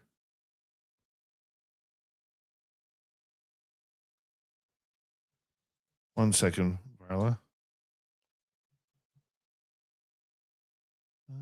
Let's go here. Here. Herb, welcome to the Anxiety Club, man. Welcome. Tim Mothman and your goatee, two separate entities. How you doing, buddy? Herb, I'm very open about suffering from depression and anxiety. How do I deal with it? I worry about myself. It's easier said than done. And sometimes I fail. But you know what? Take medication. I don't. Yeah, I'm I not do. on this. But I am. I recommend getting somebody who you could talk to. It doesn't have to be a shrink. Just find somebody that you can talk to. And believe it or not, there are a lot of people who will. A lot of people. And you know what? Not to pat our own backs around here, but a lot of our listeners, suffer from depression, anxiety, or some sort of other mental illness. And that's not an ugly word or a couple of words. Not at all. Okay. But the one thing that everybody around here has in common is this is a safe spot. Listening to this show, being in our chat room, it is a safe spot. So for the crap that you go through during the day, you get to come here for up to 3 hours a night. Calm your brain, relax, enjoy the topics with good people. Even if you don't believe in them, that's okay. That's okay. But you know what? All you got to do is just kick back, relax, and realize for the next 3 hours or however long you listen, it's about just listening and enjoying the woo. Nothing else has to be forged in your brain except tuning us in. And hey, one of the greatest compliments listeners could give me, it sounds like an insult, but one of the greatest compliments any listener can give me is you put me to sleep every night. Because then I've done my job as a nighttime radio host. Then I've done my job because I've allowed you the ability to escape your mind every problem that you have for that day, that week, that month, or that year. And I allow you to relax so much that you get to go to sleep and have a good night's sleep. And that makes it worth it for me. That's nice, Dave. I love that. Yeah. Well, and I will attest to, like, I said this from the beginning. That's why I keep coming back, because you have literally the nicest chat room on the internet. And you've got people in there patrolling it to make sure no one's being so you can go in that chat. And I think the other thing too, as you were saying, like a lot of the listeners, I think when you're a sensitive person, and I don't mean sensitive like, oh, you hurt my feelings. I mean sensitive like you're aware, you're hyper aware, or an empath or an empathic person. You're hyper aware. These are the people that are also more likely to have had encounters with something that's a little bit unexplained. And it's hard to reconcile that in today's world. And so when you are an empath, it's really hard to be an empath and not be depressed. It's very difficult. So I think that there's a not saying it's all a blanket thing, but I think there's a commonality there with people who are hyper aware and sensitive and curious about the greater world, that there's also this propensity to that sensitivity brings in that added anxiety. And I always thought I was depressed, and then I went to a doctor and took the test, and she was like, boy, you tested real high on anxiety. And I was like, what? I did? And on that note, I'm going to cut you off right there. I Please apologize. do. River Dog, how you doing, my friend? And Tom, how you doing? Here we go.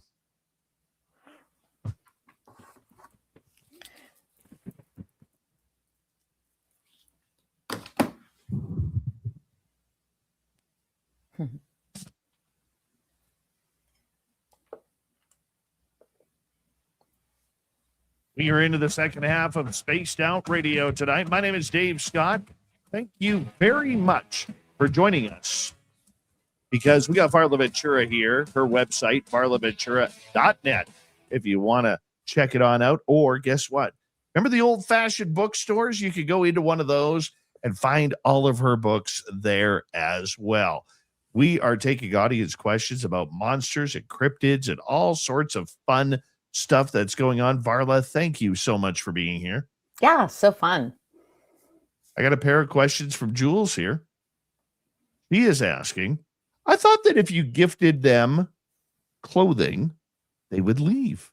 Oh, you mean leprechauns? Yeah. They'll leave you alone. They don't really like to be near people. They prefer to be as far away from us as possible. But it's kind of a nice. Oh, do you mean if you're trying to like lure them for money? Is this what we're talking about? Trying to get the stash of gold? You're trying to lure them?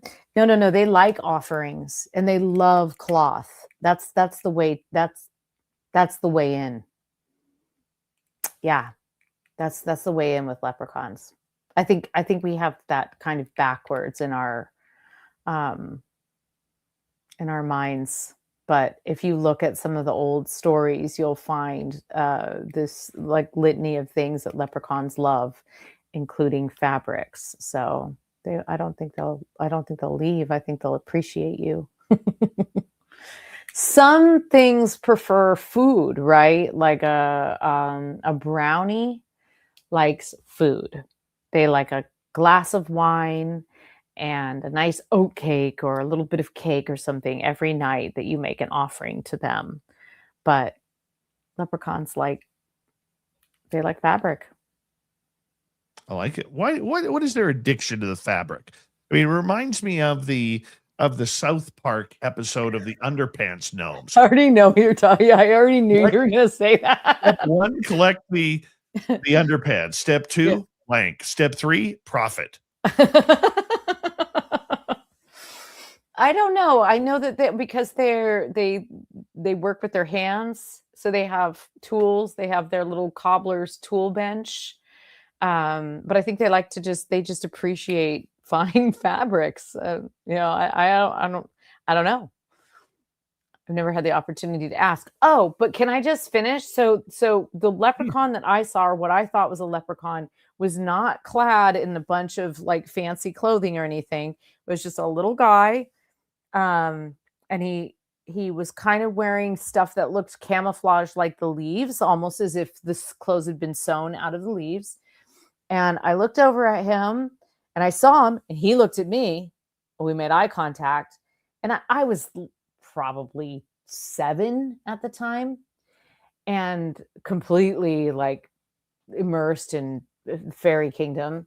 And I turned my head and I yelled back to my mom I told them to come and see because there was a leprechaun there. It was a little kid.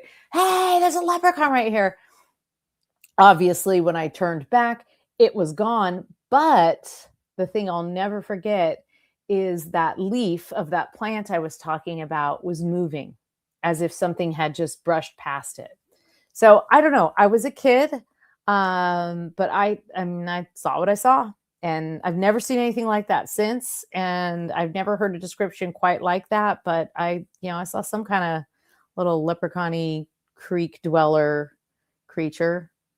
So that's really like the only actual cryptid type or fairy type thing that I've ever seen with my own eyes, like solid memory of it,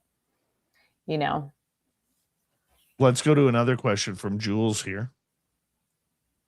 Is it true that you could repel the fairies and the fae by throwing down rice or salt because they are compelled to count these things? I've heard that before, that they're that's why you would throw it down, because they have to stop and count every single grain, and that will repel them.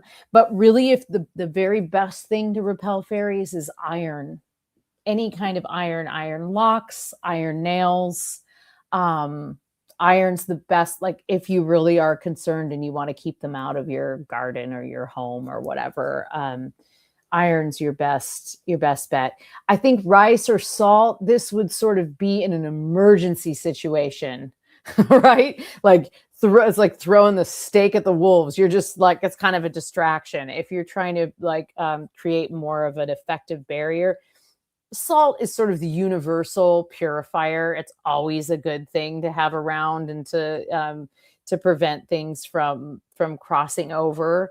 But iron is the one thing that all the fairies are, they don't like iron. So if you ever see a spell or anything like that, especially in like a modern spell book that tells you to use iron in any way to attract fairies or to use an iron cauldron or anything like that, they're wrong. They're absolutely wrong. You will 100% drive them away. And I say that with complete authority. Complete authority. Very nice. Yeah. Very, very nice for doing that. I want to ask you something here. We haven't talked about this in a couple of years. We've been doing this a long time. We really have. Pretty amazing. Mm-hmm. Like 5 or 6 And I'm surprised you still answer your phone after all this time, to be blunt. But hey, well, you text me. So. Well, yeah, you don't answer your phone. I don't answer my phone. You don't. Nope. Earlier, you talked about the gremlins underneath your bed, and it got me thinking here. Okay. What about all of these nightmarish type things that we thought of as kids? The monsters under the bed, the monsters in the closet. Mm-hmm. You have to make sure you sleep with your closet closed because the monsters may come out. Take us down this path a little bit. Yeah. Closets seem to really be a big portal, right? Especially the closet in a kid's room. You see it in every horror movie. You see it in time and time again in stories. I don't know. Some of those things I think have a lot to do with the boogeyman, which is actually not at your bed. It's at the crossroads. And the boogeyman, or a bogey, is a not particularly savory creature of the fairy kingdom who's pretty much bent on dragging you back into the swampland or bog or whatever is nearby. Very, very much a trickster, very unforgiving of human traits. So a lot of the fairies, pixies and stuff, they're totally, you can kind of, if you are true of heart, you can usually get out of the situation that you found yourself in. But if you encounter a bogeyman or a bogey, you can't. And a bogart is actually a type of entity. And I think the reason we say someone's bogarting something, meaning that they're hogging it or they're keeping it to themselves, is that the bogies traditionally, especially in Welsh culture, this is where the bogies come from. They would sort of drag you away and keep you to themselves. So I think that's where that term comes from. But as far as like things being under the bed, yeah, I mean, there's all kinds of things, and children are particularly aware and vulnerable. So while a lot of parents, have make the monster spray or whatever, things like that, it really comes down to something that can prey on that fear or that anxiety that something might be in there. However, not all closets, not all underbeds are created equal, right? Because I know, like at my grandparents' house, I never feared any of the closets. I never feared anything under the bed. I always felt safe and secure there. But many, many other places I stayed, you just lie awake at night staring at the closet. But I also was exposed to Stephen King like way too young. So, it was all The Shining when I was like 4. So Well, once again, that's the reason why I do not go in the ocean. I was exposed to Jaws way too early. Right. Way You just can never get over that, like that freaky feeling. But I do think that some of these things, for example, there's a couple things like Peg Powler or Jenny Greenteeth. These are sort of like bog entities. And while I 100% believe it's possible that they're real, they also, bogs and really overgrown ponds and stuff, you can't always tell where the edge is. And you got some little kids running around in the woods and they just plop right into this bog. And then, they get tangled up on Jenny Greenteeth's root hands or whatever. They're going to drown. So you're going to caution your kids away from that. I honestly think the creatures under the bed were probably parent invented by horrible parents that were trying to keep their kids from getting up at night. That's what I think. I think it's like one of those like horrible urban myths, just trying to, so that, your kid wouldn't get up and wander out of the room. It's still eerie.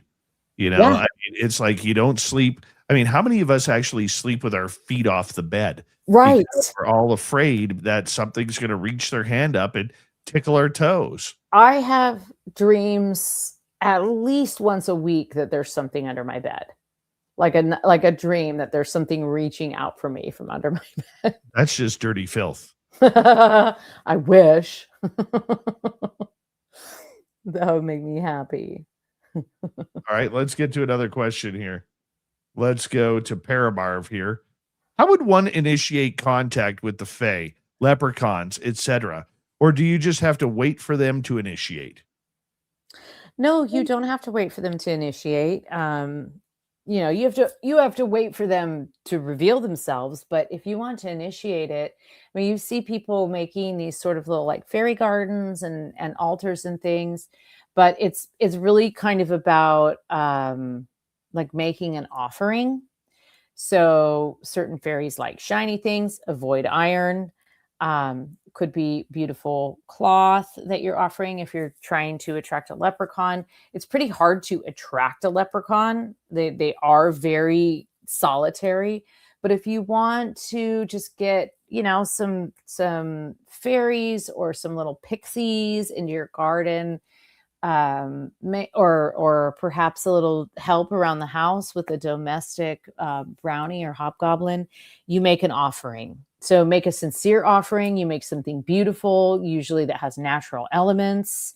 If you want to offer them food, you need to make sure it's good food and good drink. You don't give them leftovers. You give them a portion, ideally the first portion of something that you've cooked, or you cook something specifically for them.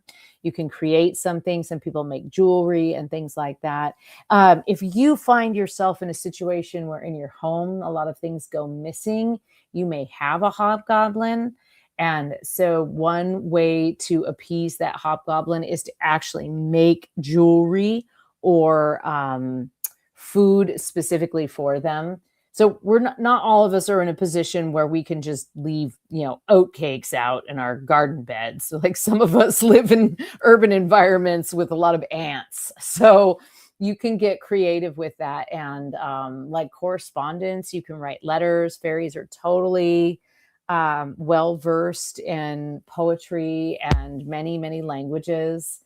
They're known for having an affinity with literature. So you can absolutely, you can make little letters and notes. And I think just making something that you think is beautiful, but keep it into like a natural, like some kind of natural element. There's this, have you ever heard of Findhorn? No, fill us in.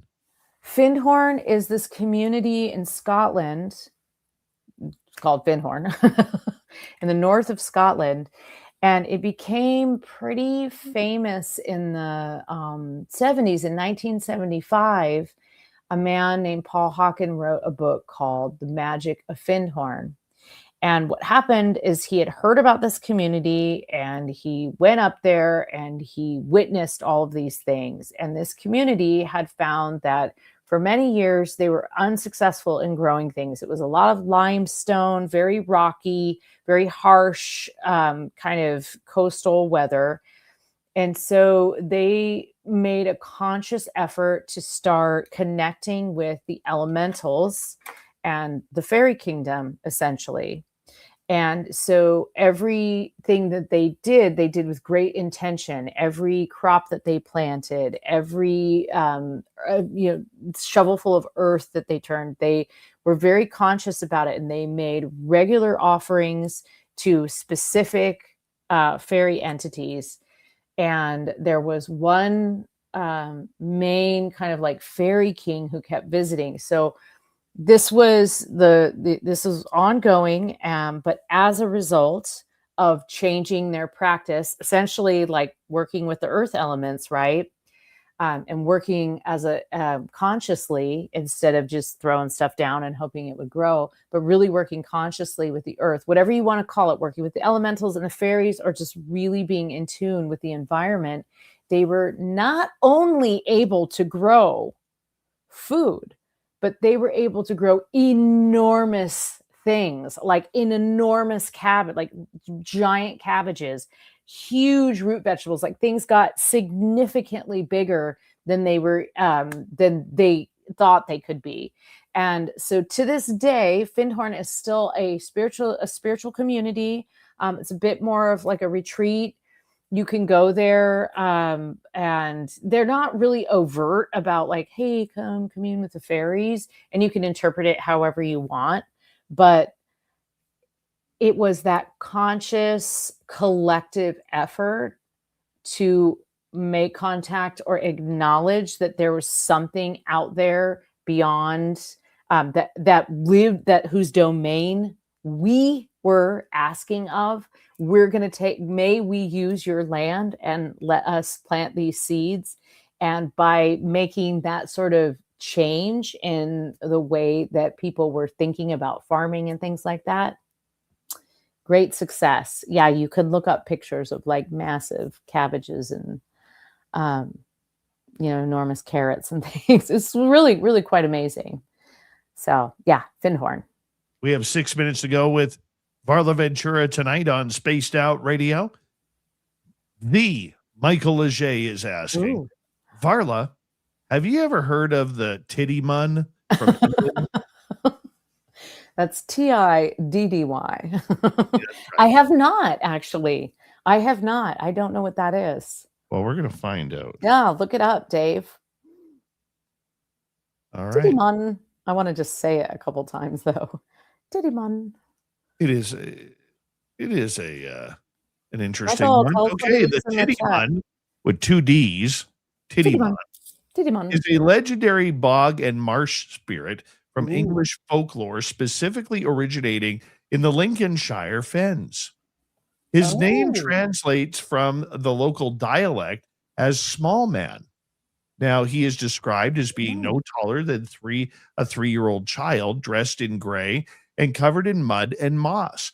He has long, tangled white hair and a beard. His laughter sounds like the cry of the peewit, or a lapwing bird, Oh. and he whistles like the wind.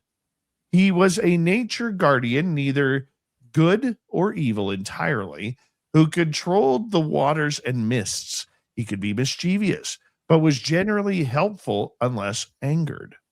I love that.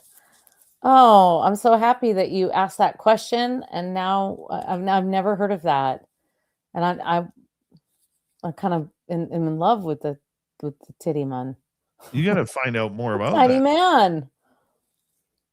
Yeah, sounds incredible. I want to go specifically to that part of England and go, cozy up in some pub and just ask someone. So, tell me about the Tittymon. Let's go to another question. Let's go to Jules. Are the old Mercury mirrors portals? If so, for what? Are the silver backing mirrors portals too, but just not in the same way? I've never really heard that so much about the silver backing mirrors, but I think the old Mercury mirrors, I think because we know now that Mercury basically totally messes with your brain, that there's probably a connection there with them being a portal. I mean, mirrors in general are portals. That's like there's no way around that. Just look at a mirror. It's a portal. Look at a mirror with the mirror behind you. It's an infinite portal of like looking glass hell, right? Like there's absolutely a portal. But I don't know about like the silver backed ones. I recently came upon a black mirror, which was just painted, it's a mirror. It was just painted black, and it was for scrying. So you could like really, really space out into it. So I don't know. I've heard so many incredible mirror stories where people bring home an old mirror and they hang it in their house, and then weird things start happening. So I definitely think that mirrors in general are portals. I don't have any mirrors in this room. I have all these frames and things behind me, but I don't have any mirrors in this room. I don't need an open portal when my brain is, this is the room that I write in. And so this is not the room that I need a portal. I'll take a portal in my bedroom. Thank you very much. Wow. I don't know about the whole mirror portal thing, but I do know that you should never say Bloody Mary 3 times. Oh, You God. never know what's going to happen there. I do it all the time. I want to know what's going to happen. I used to do that all the time when I was a kid, just not because I didn't believe it. I would do it because I didn't believe it. It's like, well, there's no way this is actually going to happen, so I'm going to just repeat it. And of course, much to the chagrin of my friends and my siblings. We got about 1:20 left with you. This is a show, once again, that always seems to fly on by when you are here. Yeah. I don't know how it does that, but it just does. Well, it's always nice chatting with you. Yes, it is. Do me And a you favor. never know what we're going to talk about. You know what? That is true. Because literally, Varla and I do not script anything about this show. This Like was literally least about 3 minutes scripted- before we go on the air, we're trying to figure out the topic of the night. So what do we talk about? I didn't even ask you this time. I didn't even ask you till I got on the stream, and then I was like, actually, I don't even want to know. Just Let's ask just me go with questions. it. Well, that makes for a great guest, and that you are. And we appreciate you being here every month. Tell everybody where they can find your books. Okay, again, anywhere books are sold, as Dave has been saying all night. Visit those brick and mortar bookstores. I think they're going to have a real comeback. But you can find my books. You can order them from a lot of online booksellers. Salem Witch Museum had a number of copies that I signed. I think they might be sold out there. But your little brick and mortar indie stores, any of the major retailers, directly from the publisher, which is Red Wheel Wiser, or you can look on my website and I have links on there. It's varlaventura.net. Or if you follow my schedule and you see me live, I always have books for sale. Absolutely. Varla Ventura, everybody. Coming up next, Swamp Dweller and the UFO Report with Grant. You're listening to Spaced Out Radio with your host, Dave Scott.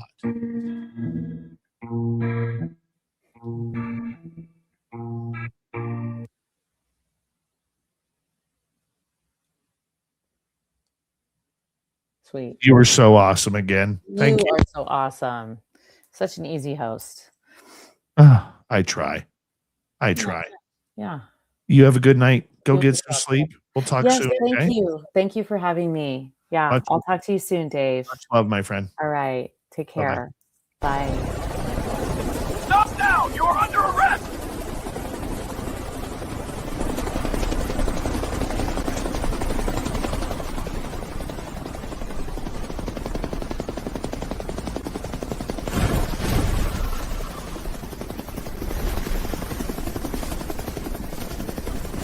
Hands up! Don't move! Don't get caught without your Spaced Out Radio merchandise. We have t-shirts, mugs, hoodies, socks, hats, stickers, and so much more. Whatever you're looking for, we have you covered. Why just be a fan of the paranormal when you can look the part? We don't have ugly merch, folks. Check out the Spaced Out Radio store. Find the link in the description below.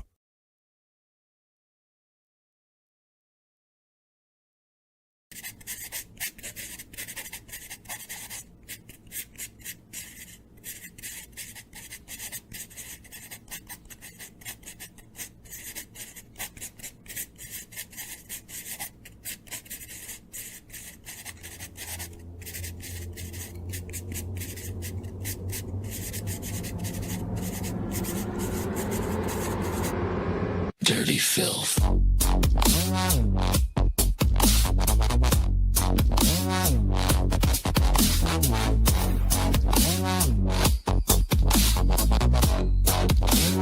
Dirty filth.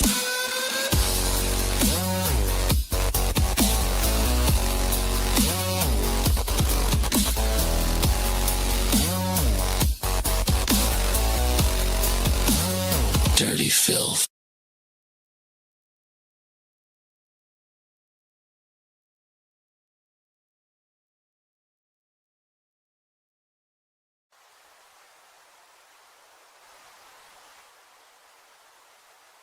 Object is heading north 045 degrees.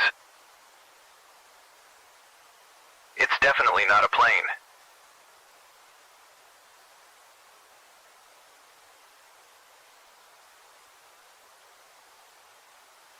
It seems to be tethered to something.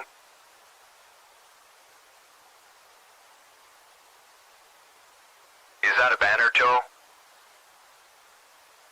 Caribou Con. Does anyone know what Caribou Con is?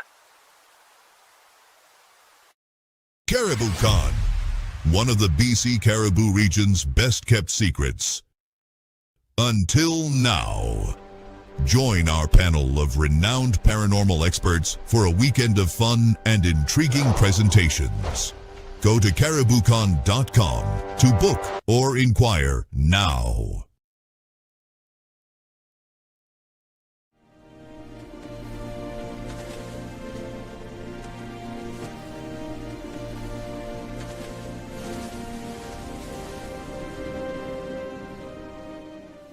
Over here. Look at this.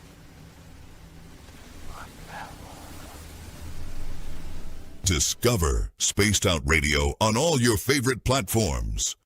We're live every single night with the best in UFOs, cryptids, paranormal, and the unexplained. And you can find us on all your favorite platforms. Head over to Instagram for behind the scenes and daily weirdness, TikTok for quick mind-bending clips, Facebook for community discussions, and X for real-time updates and hot takes.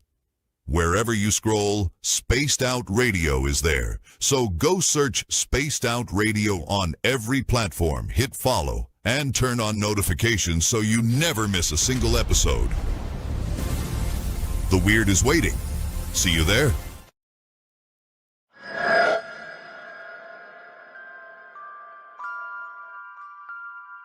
The McNeil House is one of several buildings at the 108-mile heritage site said to be haunted by spirits of a time long forgotten.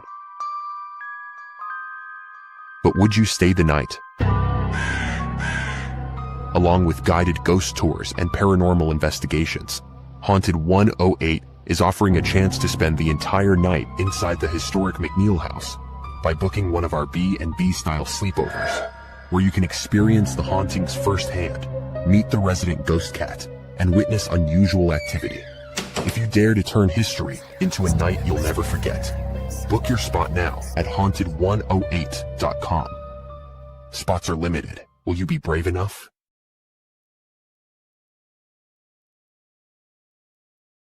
Let's bring Grant in here. There he is. Get you to unmute yourself there, Grant Baker. Little Granty Baker right there. Hey, guys. Nice to see you again. That mustache is looking fantastic. Yeah. I got to trim it up a little bit. Don't you shave that. Oh, I won't. Hold on. I got to shut off. I got to shut off AC/DC over here. There we go. All right. Thank you tonight to the Michael Leger, Little Cam, Cosmic Joe, and KJM for our super chats. We greatly appreciate your love and support. Yes. Devin J, how you doing, man? We're coming back in 5 seconds. Sit back. Relax.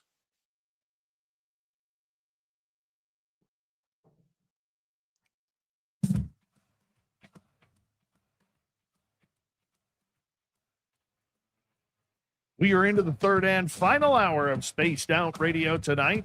My name is Dave Scott. We have Swamp Dweller and we have Grant Baker coming up on the UFO Report. But first, we want to say hello to all of you listening in on our terrestrial affiliates around North America, digitally on every major podcast network. Our website, spacedoutradio.com. We have a plethora of features for you. Rock out to Bumblefoot, read the news wire, check out our swag as well. You can follow us on X at Spaced Out Radio, Instagram at Spaced Out Radio Show, and on Patreon in the Space Travelers Club. The Desert Clam has set the password for tonight in the SOR Space Travelers Club. Greiser. Greiser is your password. Use it wisely, Space Travelers, as the Clam sets the password each and every night right here on Spaced Out Radio. Let's head to the swamp. Hello and welcome to Spaced Out Radio's Swamp. I'm Swamp Dweller, and tonight I'm going to take you on a mystic journey of the unknown, sharing tales of monsters, legends, and nightmares. Welcome to the Spaced Out Radio Swamp. The story I'm about to tell is from about a year ago. I was doing recon on a part of the woods that I had discovered the week before. I am pretty skeptical about paranormal stuff, but I don't deny it's a possibility. So, as I was advancing in the woods, I reached a spot that was unusual.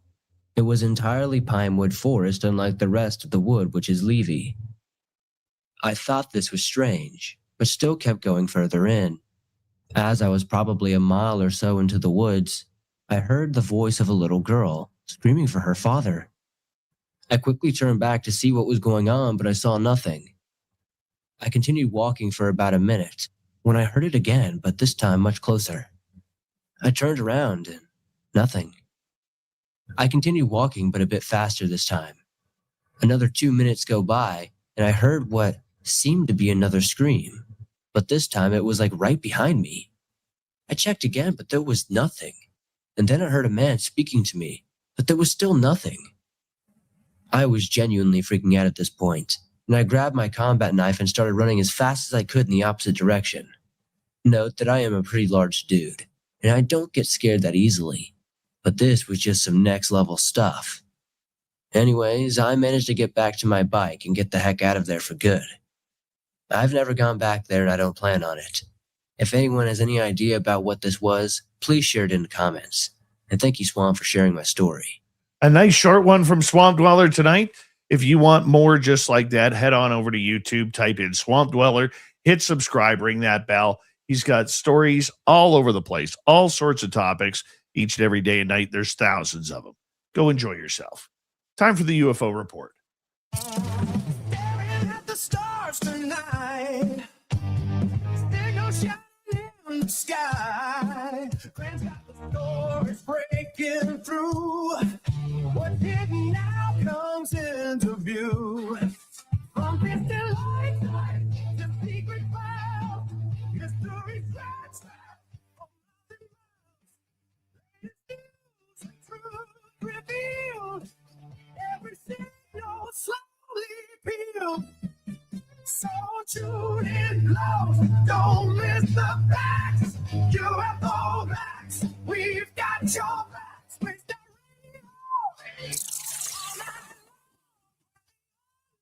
Radio becomes a song. Grant Baker, it is great to have you back. And we got a weird one here that we got to get into. And I'm not putting a time limit on this story because I'm a little sick into my stomach over this. I really am.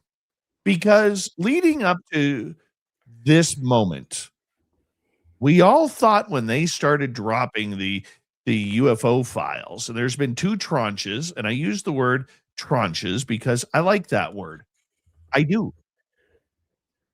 We all thought, though, that it was announced that they were going to bring it up on aliens.gov.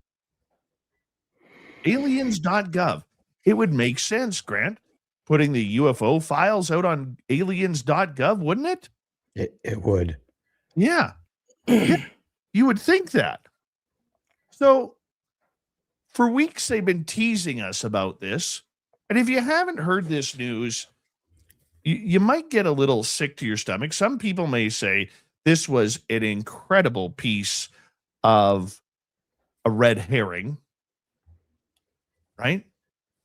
Because when you think aliens, you think aliens coming from the sky, the grays, the mantids, the reptilians, the humanoids, and everything in between. The ant people, the crab people, even my former mother-in-law. Because Lord knows she's not from this earth. Right? But instead, we got something completely different. And I'm wondering if this is going to put ufology back. Because on their website, aliens.gov, which transfers over to whitehouse.gov/aliens, when you get to the homepage, it says aliens in the top left corner, declassified on the right. Obviously, if you're into this subject like we are, you're going to think this is amazing. Then in big green letters, they walk among us, and it looks like little stars floating around the sky. It reads, for 60 years, the U.S. government has kept a closely guarded secret. Aliens have been walking among us, living in our neighborhoods and interacting with us in our daily lives. They've shopped in the same stores, attended the same classes as our children, and lived seemingly normal human existences, with one exception. They do not belong here. Millions arrived under the cover of darkness and embedded themselves directly into our society. Countless presidents, congressmen, and senior officials knew exactly what was happening. Instead of protecting American citizens, they chose to cover it up and even accelerate the invasion. Until one man finally had the courage to tell the truth. Bold, unapologetic, unafraid. President Trump was the first to call out the real danger aliens pose to every American family, every community, and the future of our nation. The truth is no longer out there. It's right here, right now. And so far, there's been 3,129,722 encounters, I'm going to assume, on this website. So instead of being about aliens, the kind from space, they made it extremely political. They made it about illegal aliens crossing the border. And look, I'm not here to play politics on the whole human trafficking, the whole crossing the border, illegal aliens. That's for different political shows. We are not that. We are not that whatsoever. I'm here about real aliens, okay, the ones that come from space. We got played, Grant. We got played big time for our topics, and I'm not feeling very good about it. Oh, I'm 100% upset about this. You're talking about the most massive bait and switch ever. It is completely understandable why I'm annoyed and why you're annoyed at this as well. The whole setup felt like the total rug was just pulled out from anyone genuinely tracking disclosure. That's the way I look at it. And when an administration registers alien.gov, for anybody that wants to look this up, and aliens plural.gov, and that was back in March, they led this whole demo and they leaned really hard into the hype. Yeah. It goes on, this website goes on to say, if you scroll on down, if you've witnessed an alien abduction, do not be alarmed. The alien is in good hands. We will take care of it and return it safely to its place of origin. Right? And then it goes on to say, classified addendum, declassified 2026. They weren't little green men. These, in quotation marks, aliens, are the millions of illegals who invaded our country under the cover of darkness. President Trump told the truth. They cover up is real, secure the border, deport them all. And then basically you can stay informed by adding your email address to this. Now, here's where this affects us, what we do. Mm-hmm. Okay. It affects us because we're right in the middle, or right at the start, pardon me, of the UFO files coming out. We're right in the start. We are really trying hard to make this subject a subject that we should be talking about, not only for us on the radio or in podcast or in YouTube, but for the education of humanity, that there is something else going on. And I found it very weird when all of a sudden, a few weeks ago, when the first tranche of UFO files came out, the first 162 files that came out, okay, I found it weird that it wasn't on aliens.gov, because that's what had been hyped. Yep. And here we are finding out that this really had nothing to do with extraterrestrials, but it had to do with people. Now, once again, I'm not here to say this, what is happening in the United States is right or wrong. I'm not a political show. But what is wrong is they played an entire community, played it off as we were expecting Roswell. We were expecting UFOs. We were expecting, Skinny Bob, or the mantid beings, or reptilians, or, seeing UFO craft flying around the sky with such clarity that it was going to be a part of the UFO movement. We got trunched, as Joe in our chat room says. That sounds like a t-shirt. We got trunched. I mean, how do you feel about this? Because I was talking to a good friend of yours and mine, Nicole Sackage, good UFO researcher. And she feels that this was the entire play. give us a little bit of the files, make us get all excited like we're waiting for Christmas morning. Christmas morning comes, they don't give us too much, but at least we got some presents. And then we're told right after Christmas, Santa Claus isn't real. Yeah.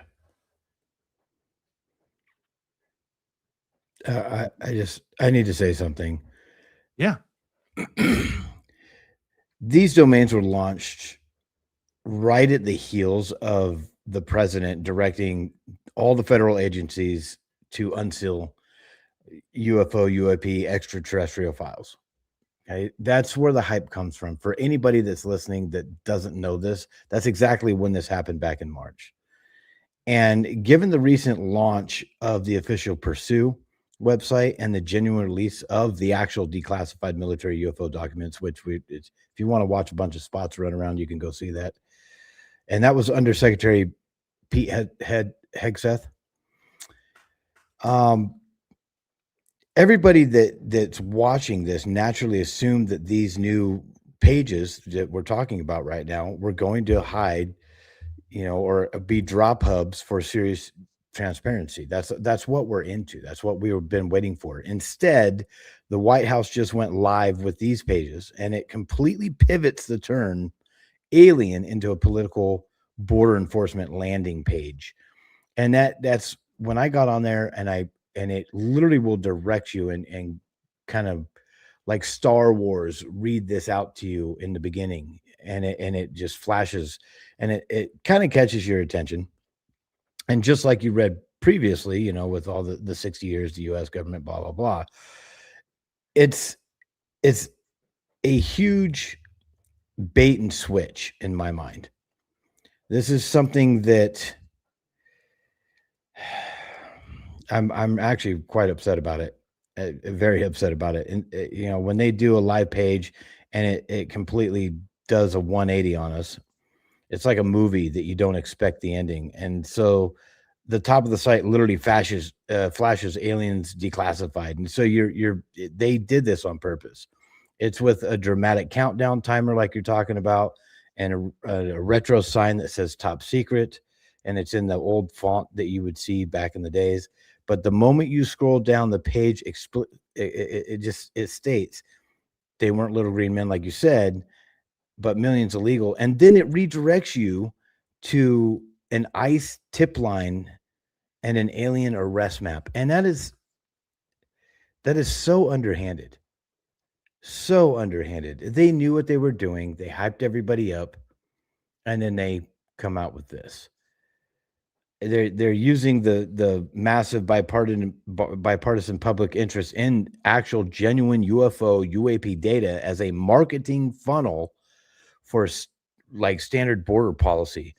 It's a stunt. It's a political stunt, and it definitely rubs me the wrong way. I don't know about you, but it definitely rubs me the wrong way. And they're looking for objective scientific or military transparency now, and it's like, dude, what are you guys doing? If you guys want to skip this political theater, as I'll call it, and actually look at real data, even though it's not the best data, go to www.war.gov/UFO. And then you'll see the tranches that they've actually archived and dropped for us. Check this site out if you want, but it is a massive underhanded ploy. It's makes me nauseous even thinking about it. I was so upset once I seen it that I just shut that page down. I was like, I'm not going to watch that anymore. It really is troubling the way that they think they can still make fun of UFOs. Yep. I mean, we're sitting there trying to make this topic a very serious topic. The media has been taking this very seriously, at least trying their best to do that. And now we get this, this typical, choose your example, right? Choose your cliche to describe this. I think it's wrong. I think whoever thought about it thought it would be a great joke. And I'm sure there are a lot of people who are laughing about this, saying this was awesome. Have a sense of humor, people. But I think, Grant, where I take this a little bit personally, okay, I'm going to take my journalist hat off and put my experiencer's hat on here for a second. Okay. There are a lot of people who are really becoming pro-government because they finally felt that they were being taken seriously. People who've experienced the ultimate encounters with the phenomena. All they want to do is be believed. They want to be believed, and they want to know why it happened to them. Okay. And finally, people like you're an experiencer. I'm an experiencer. Many of our audience have seen UFOs, had alien encounters, and it's not just that. It's Bigfoot encounters. It's paranormal encounters. Doesn't matter what the encounter is. We just want people to say, yeah, that did happen. And then hopefully down the road, we could find the why in that. And to be played like this, I think is offensive. I do. Not much really offends me. Okay. But this I find offensive to all experiencers out there. The people who have been taken, who have lost jobs, lost family, lost friends over their commitment to learning and figuring out this subject.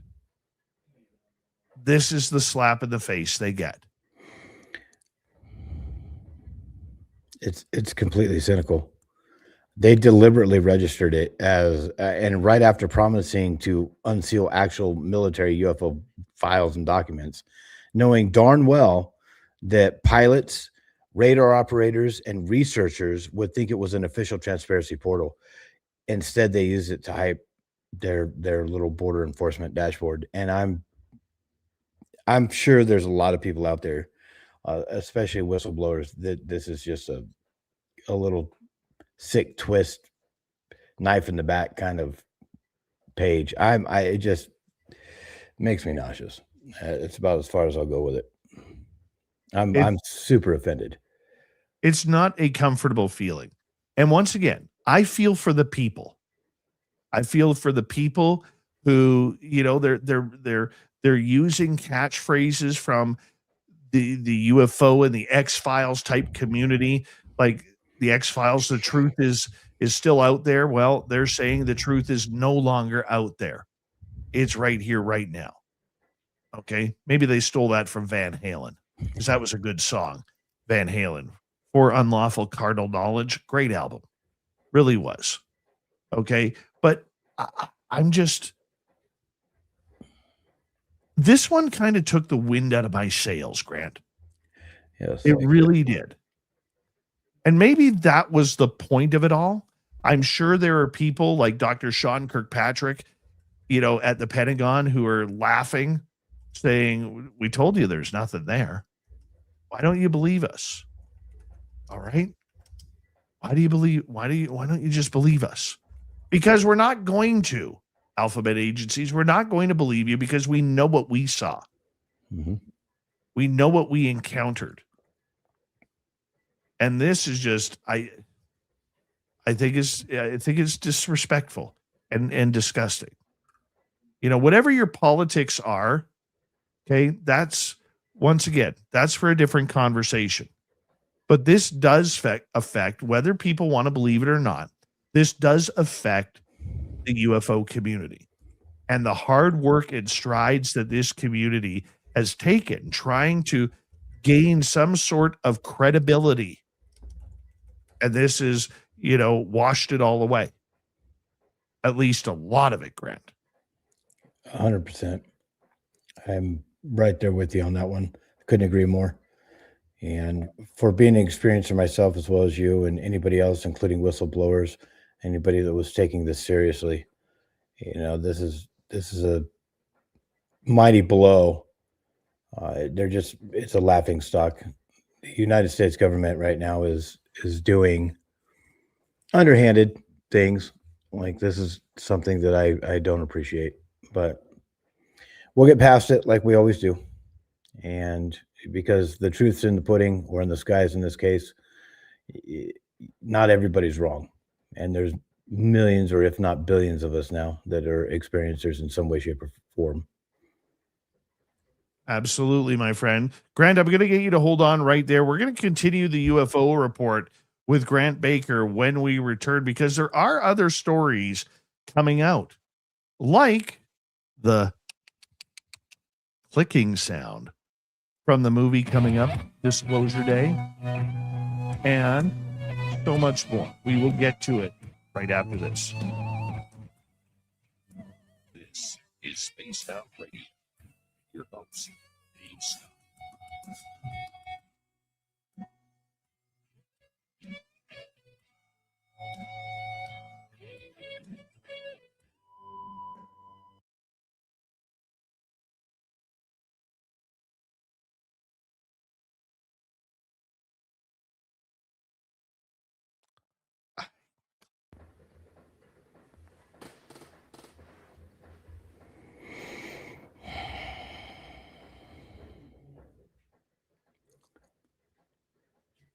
I couldn't be positive on that one. No, you can't be.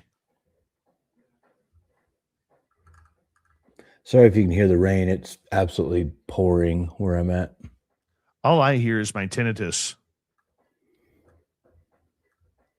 Snow Baby, how you doing? Doubleday, how's it going?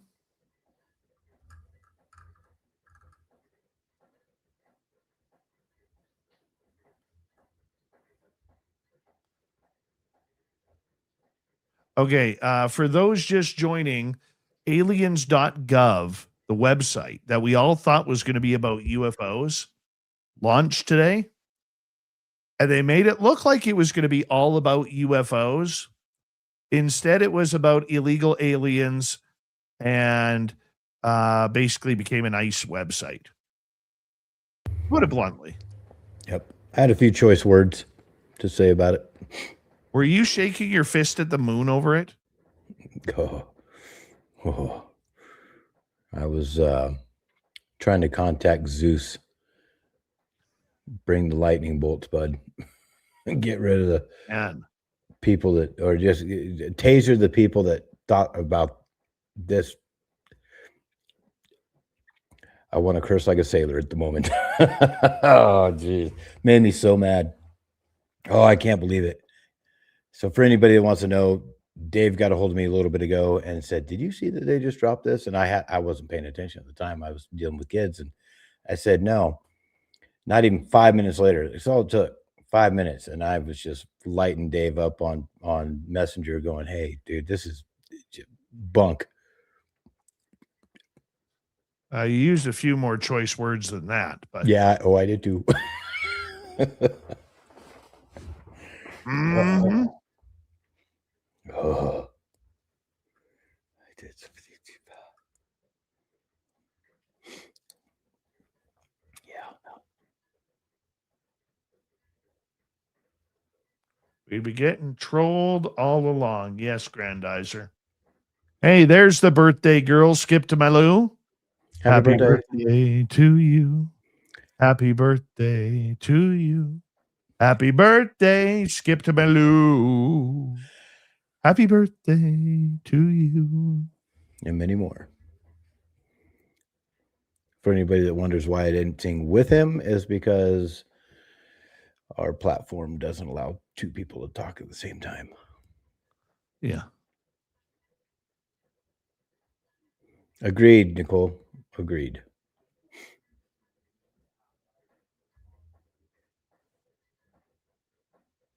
Technically, it's not her birthday anymore because it's tomorrow in Denmark. Oh. Belated.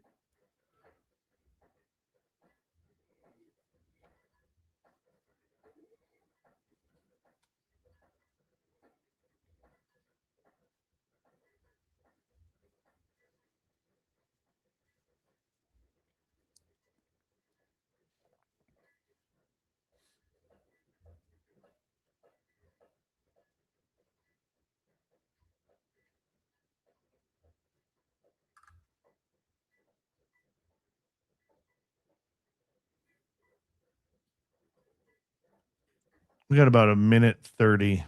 Okay. I'm going over that helicopter encounter from 25, the virtually speechless one. Yeah. That one's a good one. Yeah. We'll do that. Mr. Catfish, how are you? Dispatch Center, how are you?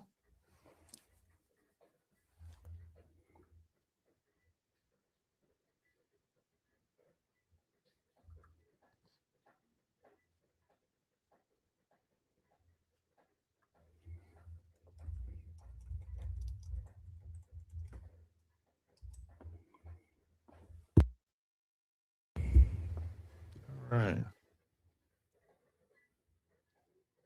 Oh, by the way, I love how you're. There we go. I'm actually growing out the mustache, dude. Oh, I can see it. I got wax. Just waiting for it to get a little bit longer. Oh, HR is looking for fingerprints on me, so got to go through that physical and drug test. And then I got 2 companies right now fighting for me, so I decided they already want me. I can grow my mustache now. Yeah, Love that mustache. Love it. I'm good, Jaime. How are you? Coming back in 5 seconds.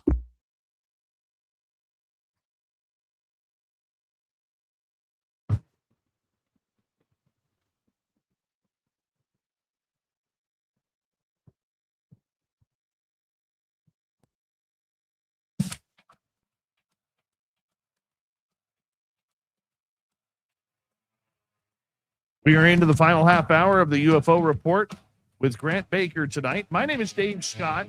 Thank you for tuning us in as we get to the latest and greatest UFO news. Now, Grant, right before the break, we kind of teased it that apparently there's a clicking sound, kind of like you're calling a horse, happening in the new movie from Steven Spielberg called Disclosure Day. And Michael Salla, who has been a decades-long researcher, some people love him, some people are like, this guy's way on, swimming way deep in the woo pool there. Okay. He brought up a tweet today. I want you to bring that up. What happened there? So the post from Michael Salla is he is claiming that there is a clicking sound in a movie trailer, which is actually a deep state predictive programming to set up a false flag alien invasion, which we've heard before. It's pretty wild to make that leap, especially over what's almost certainly just a standard cinematic sound designed by Hollywood, because as we know, you go to any of the Hollywood movies, you look at Predator. Predator had that noise that he did. They always have something, and there's a clicking sound coming out of the trailer, so to speak, when it comes to Disclosure Day. So for anybody that wants to see that, go ahead and check it out, and you'll hear the sound. Here's my take on this and why I kind of feel like the claims fall a bit short, maybe just a little flat, so to speak. So there's sound design, and this is just something that Spielberg's really good at if you've watched Close Encounters or any of his other movies for that matter, versus psychological warfare. And Hollywood has been using clicking and chittering and metallic insectoid sounds for aliens for decades. So think, what's that movie? Signs, District 9, like I mentioned, The Predator. It's an effective filmmaking tool because human brains are actually evolutionary wired to find insect-like or unnatural skittering sounds creepy. And it sells movie tickets. It really does. It doesn't mean it's a psychological trigger for a shadow operation. I would like to know exactly how that works, because in my mind, in order for something to trigger you, you would have to be under maybe some kind of program where they hypnotize you and get everybody to freak out. And I don't think everybody's been hypnotized by Hollywood as of yet. So that's kind of where this stems from. There is a post that he had written that is very interesting, and his wording on it is kind of fun to read, and I'll pull it up, but it's it's one of those deals where you're like, okay, what are you going on here for? And it says the final trailer, and this is Michael Sala verbatim what he wrote. The final trailer for Spielberg's Disclosure Day just dropped. It is clearly compelling the public to believe the ETs are real, that they're among us, and that this is a multi-decade long secret that is about to end. And in highlights, it says, what you aren't being told is that the bizarre alien clicking sound used in the movie is a devious form of deep state predictive programming to prepare us for a false flag alien event. I do not, in capitals, plan to watch Disclosure Day. I feel bad for him because it's probably going to be a great Spielberg movie. He hasn't made anything bad yet. The idea of a predictive programming kind of relies on the theory that a secretive group must hide clues in like pop culture to condition the public. But if you're trying to pull off the ultimate multi-decade secret, dropping hyper-specific auditory breadcrumbs in a Spielberg movie or even a trailer seems like an incredibly inefficient, maybe risky way to go about it, I would believe. Well, the other thing too that we have to remember is many experiencers, people who have had close encounters, especially with the alien greys and other species, they claim that this clicking sound, kind of like, okay, is a form of communication with these aliens. That means there's more than one around. If you see one and you hear the clicking sound, you got a conversation going on. You know, the public, just like you, just like me, the first time I ever heard it was on the movie Signs by M. Night Shyamalan, where the young lad, Mel Gibson's son, crawls on top of the station wagon and he plays in the baby monitor and you can hear the clicking sound going on from the cornfield. It picked it up. And then I heard it for myself in 2018. And it was in my backyard and up my driveway. And I was standing on my patio in between listening to this conversation. And I'll be honest with you, it was cool, but it was creepy because I couldn't see what was making those clicking sounds. Now, a lot of people will say, well, there's animals that click out there. It was something different, right? It was totally something different. Other people have heard it. I know Joe in our chat room, who's a regular from California, he actually has the clicking sound recorded. And he's an abductee, as much as he doesn't want to admit it. He is. Many abductees have heard that clicking sound. But in typical fashion, and I'm not begrudging Michael Sala on this, but in typical fashion, these highly touted conspiracy theorists like Michael Sala or Alfred Lambermont Weber or people along those lines, and this isn't an insult to them, but they think that everything is a conspiracy, that the government is trying to pull one over here. Dr. Stephen Greer also thinks that we're in for a potential alien false flag too. So it's not out of the realm of possibility, but I don't think putting a clicking sound inside a movie is really going to be some sort of cyber trick, you know. But we do know that they have put in, you know, advertising, hidden advertising in movies that all of a sudden you're going to want that pack of Twizzlers, or you're going to want the chocolate bar, or you're going to want a Pepsi or a Coke. We do know that they have put in those subliminal commercials. Are they doing the same here? I doubt it. Do I have proof? No. But I don't think so. I don't think it has anything to do with that. That's just my theory. And you know, the one thing, let me add this, Grant, to what you're about to say. The people in the UFO world sometimes are, I will say this. If you're unfamiliar with the UFO world, it's like being a Toronto Maple Leafs fan or a Boston Red Sox fan or a basketball fan or a football fan, where you have your favorite team and every year, you know, your team is going to let you down, but you still have hope every year. Yeah. This is the same way. People in the UFO community are extremely passionate. They want the disclosure. They want the government to come out and tell us what they have. What secrets do they know? They want us to they want to tell us that. Okay? They want us to know all about it. However,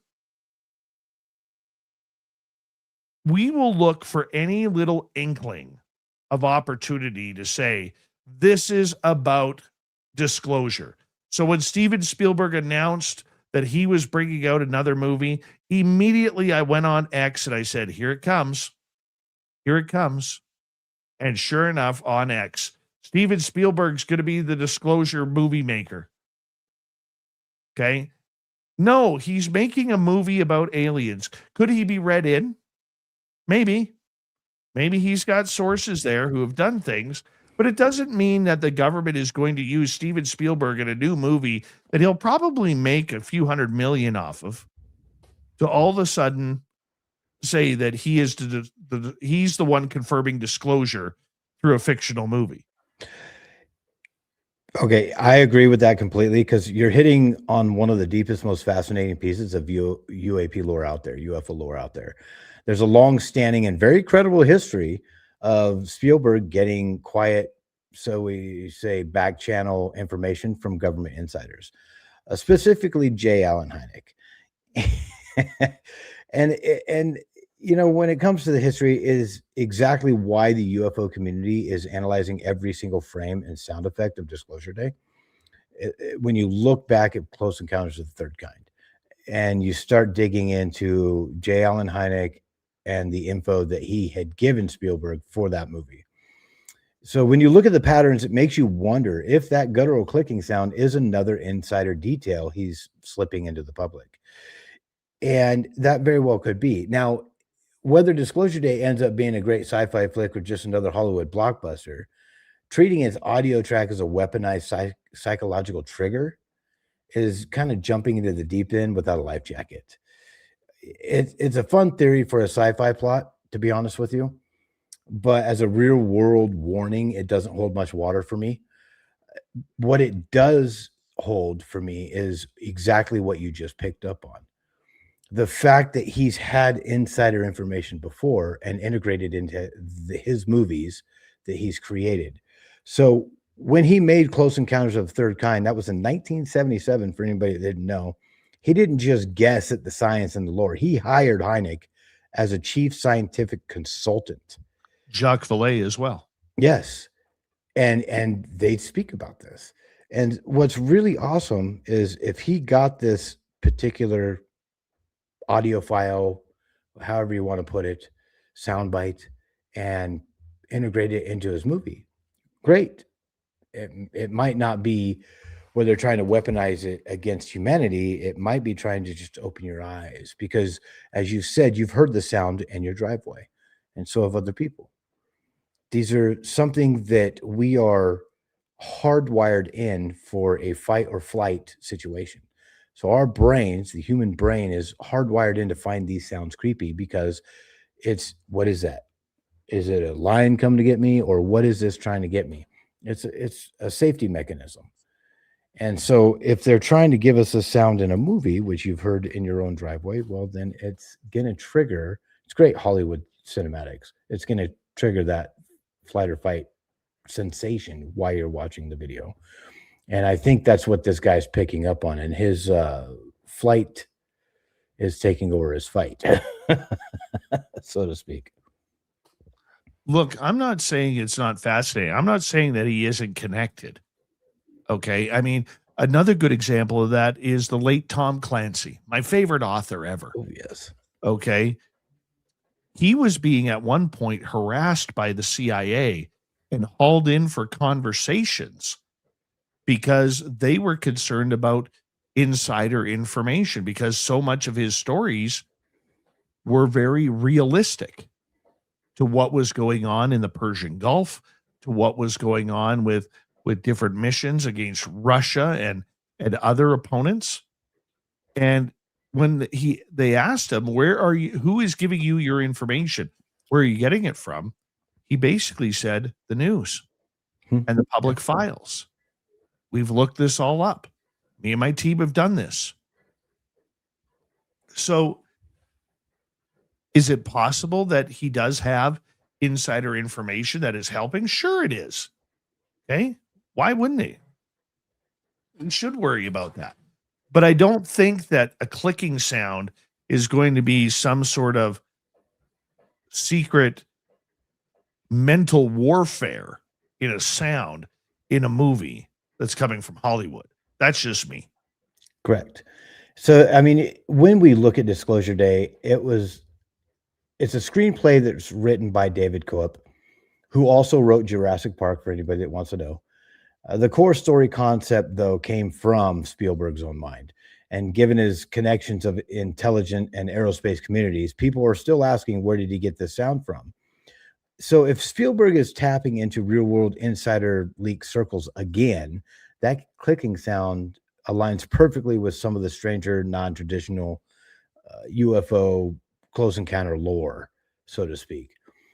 So when you have non-human, and I had to actually look up exactly what this meant, non-human bioacoustics, there are actually extreme fringe like whistleblower circles that are alleged accounts claiming that there were certain non-human entities that do not possess vocal cords or are capable of human speech. Now we're talking about, I believe, the mantis beings at this point. Instead, their internal communication is described as a rapid, high-frequency pulse, clicks, or organic popping sounds that interact directly with technology or consciousness. Now, in the movie, there's a gal, a reporter in there, and I don't want to give too much away if you haven't seen the trailer yet, who her iris is kind of dilated, and she started doing this exact same guttural clicking and popping noises in the trailer. So this is not, I haven't seen the movie, so I'd love to see it, though. I can't wait till it comes out. And there's also what they call the frequency theory, which is actual UFO research that highlights the presence of distinct electromagnetic frequencies or acoustic buzzing and clicking right before an encounter or abduction scenarios take place. And that's lodged in not only different files, different people that have reported these. You can look these up as well. But in this particular movie, the way they do the communication is more like a beehive, like a hive mind. I had to say beehive to get hive. So they're portraying the clicking as like an interstellar transmission or a software update that takes over the human mind. And it seems to me like Spielberg is leaning pretty hard into like modern quantum consciousness theories. I guess we'll put it that way. So it's the idea that UFOs aren't just nuts and bolts metal ships, but something that operates on a frequency that interacts directly with our perception, not consciousness, but perception. So it's a very tantalizing trailer. Very true. We got 3.5 minutes left. What else do you got for us? Oh my goodness. So I was just researching a few things that were coming out in the second tranche, like we were talking about. And one of them has to do with the helicopter. It's kind of the one main story that I like to look at because it's kind of a smoking gun eyewitness effect. And it was, if you want to look at the title, it's the 2025 helicopter encounter, which they call Virtually Speechless. And it stands out to me because this document in the entire May 22 release is a firsthand written account from a current serving senior intelligence officer detailing a pretty harrowing series of events as of late 25 that left him virtually speechless. That's why they call it that. The officer had, and I'm going to read this now, the officer had his crew airborne in a military helicopter explicitly investigating a stream of previous, what they call UAP sightings over the mountain range. They saw a swarm. They spent over an hour tracking countless orange orbs swarming in all directions, and that was a quote, against the backdrop of the mountains. And the climax of the report actually describes two massive oval-shaped orange orbs with what they say whitish yellow centers suddenly flaring up side by side. And the officer notes they hovered completely stationary just above the helicopter's rotor disc, to their right, emanating intense light in all directions before vanishing. So when you have officers saying, "What in the world is this?" and they're seeing this, and you have firsthand eyewitness of it, I was kind of taken aback by that. That was a really neat one. If anybody wants to go look at it again, you can check that out on the second tranche that they just released, and it's one of the smoking guns for me. What do you think, Dave? I think it's one of those interesting pieces that we have to take a look at. It's not the alien face, the crash wreckage that we all want. I would love to see, even if it's just pictures of both crashes at Roswell, or real quality video, I guess I would say, because they're not going to have high definition back then, of the alien beings that they supposedly retrieved, the non-human biologics, which David Grush has said to our, the representatives when they go into those meetings. Those are the things we want to see. So what I'm trying to do now is just pull out all the good information of these two tranches that excite me just a little bit, because I'm tired of looking at dots flying fast over the ground. I think we all are. Grant, it is always good to have you on Spaced Out Radio. There's so much more news that we could get to, but unfortunately we are running out of time. But you know what? You do a great job, Grant, in bringing this to us a couple times each week. And I want to say a big thank you for that. Thank you so much for having me. I appreciate everybody that's listening. Have a great rest of your night. And the best part about it is you're growing your mustache back. It's about time. I don't know how you got permission from your wife to do that, but good job on that. It's not asking permission. It's asking for forgiveness later. That's good advice for all the people in relationships out there. Just ask for forgiveness later. It works better that way sometimes, especially when you want to grow a nice mustache. Grant Baker, everybody, with the UFO Report. He is our UFO reporter on Spaced Out Radio. So thank you very much as we say hello to Mr. Ron Bumblefoot Thaw. Rocket in the background with Little Brother is watching. Bumblefoot is the official music of Spaced Out Radio. Rocking us in and out of every single show. Get your horns up for the guitar god himself. Special thanks to everybody listening in at work, at home, in your cars, wherever you may be. Thank you to everyone in our chat rooms tonight. YouTube, Twitch, LGAP, Facebook, Spreaker, LinkedIn, the Space Travelers Club, and on X at hashtag Spaced Out Radio.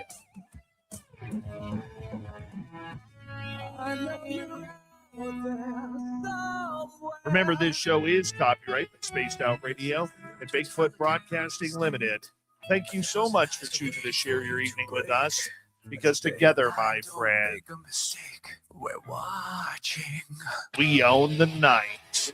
Mr. Bumblefoot, we need a favor. We need you to take us home.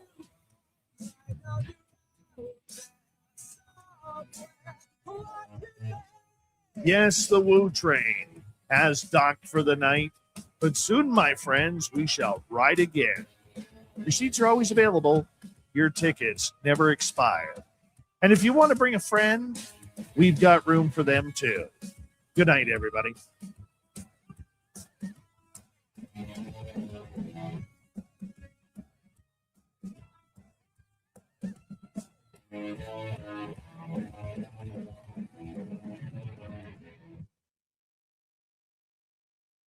Good job, Grant. Same to you, my man. You're strong and in charge tonight. Well, you got me fired up is what you did. I got mad. Oh, that one really. I'll be mad about that.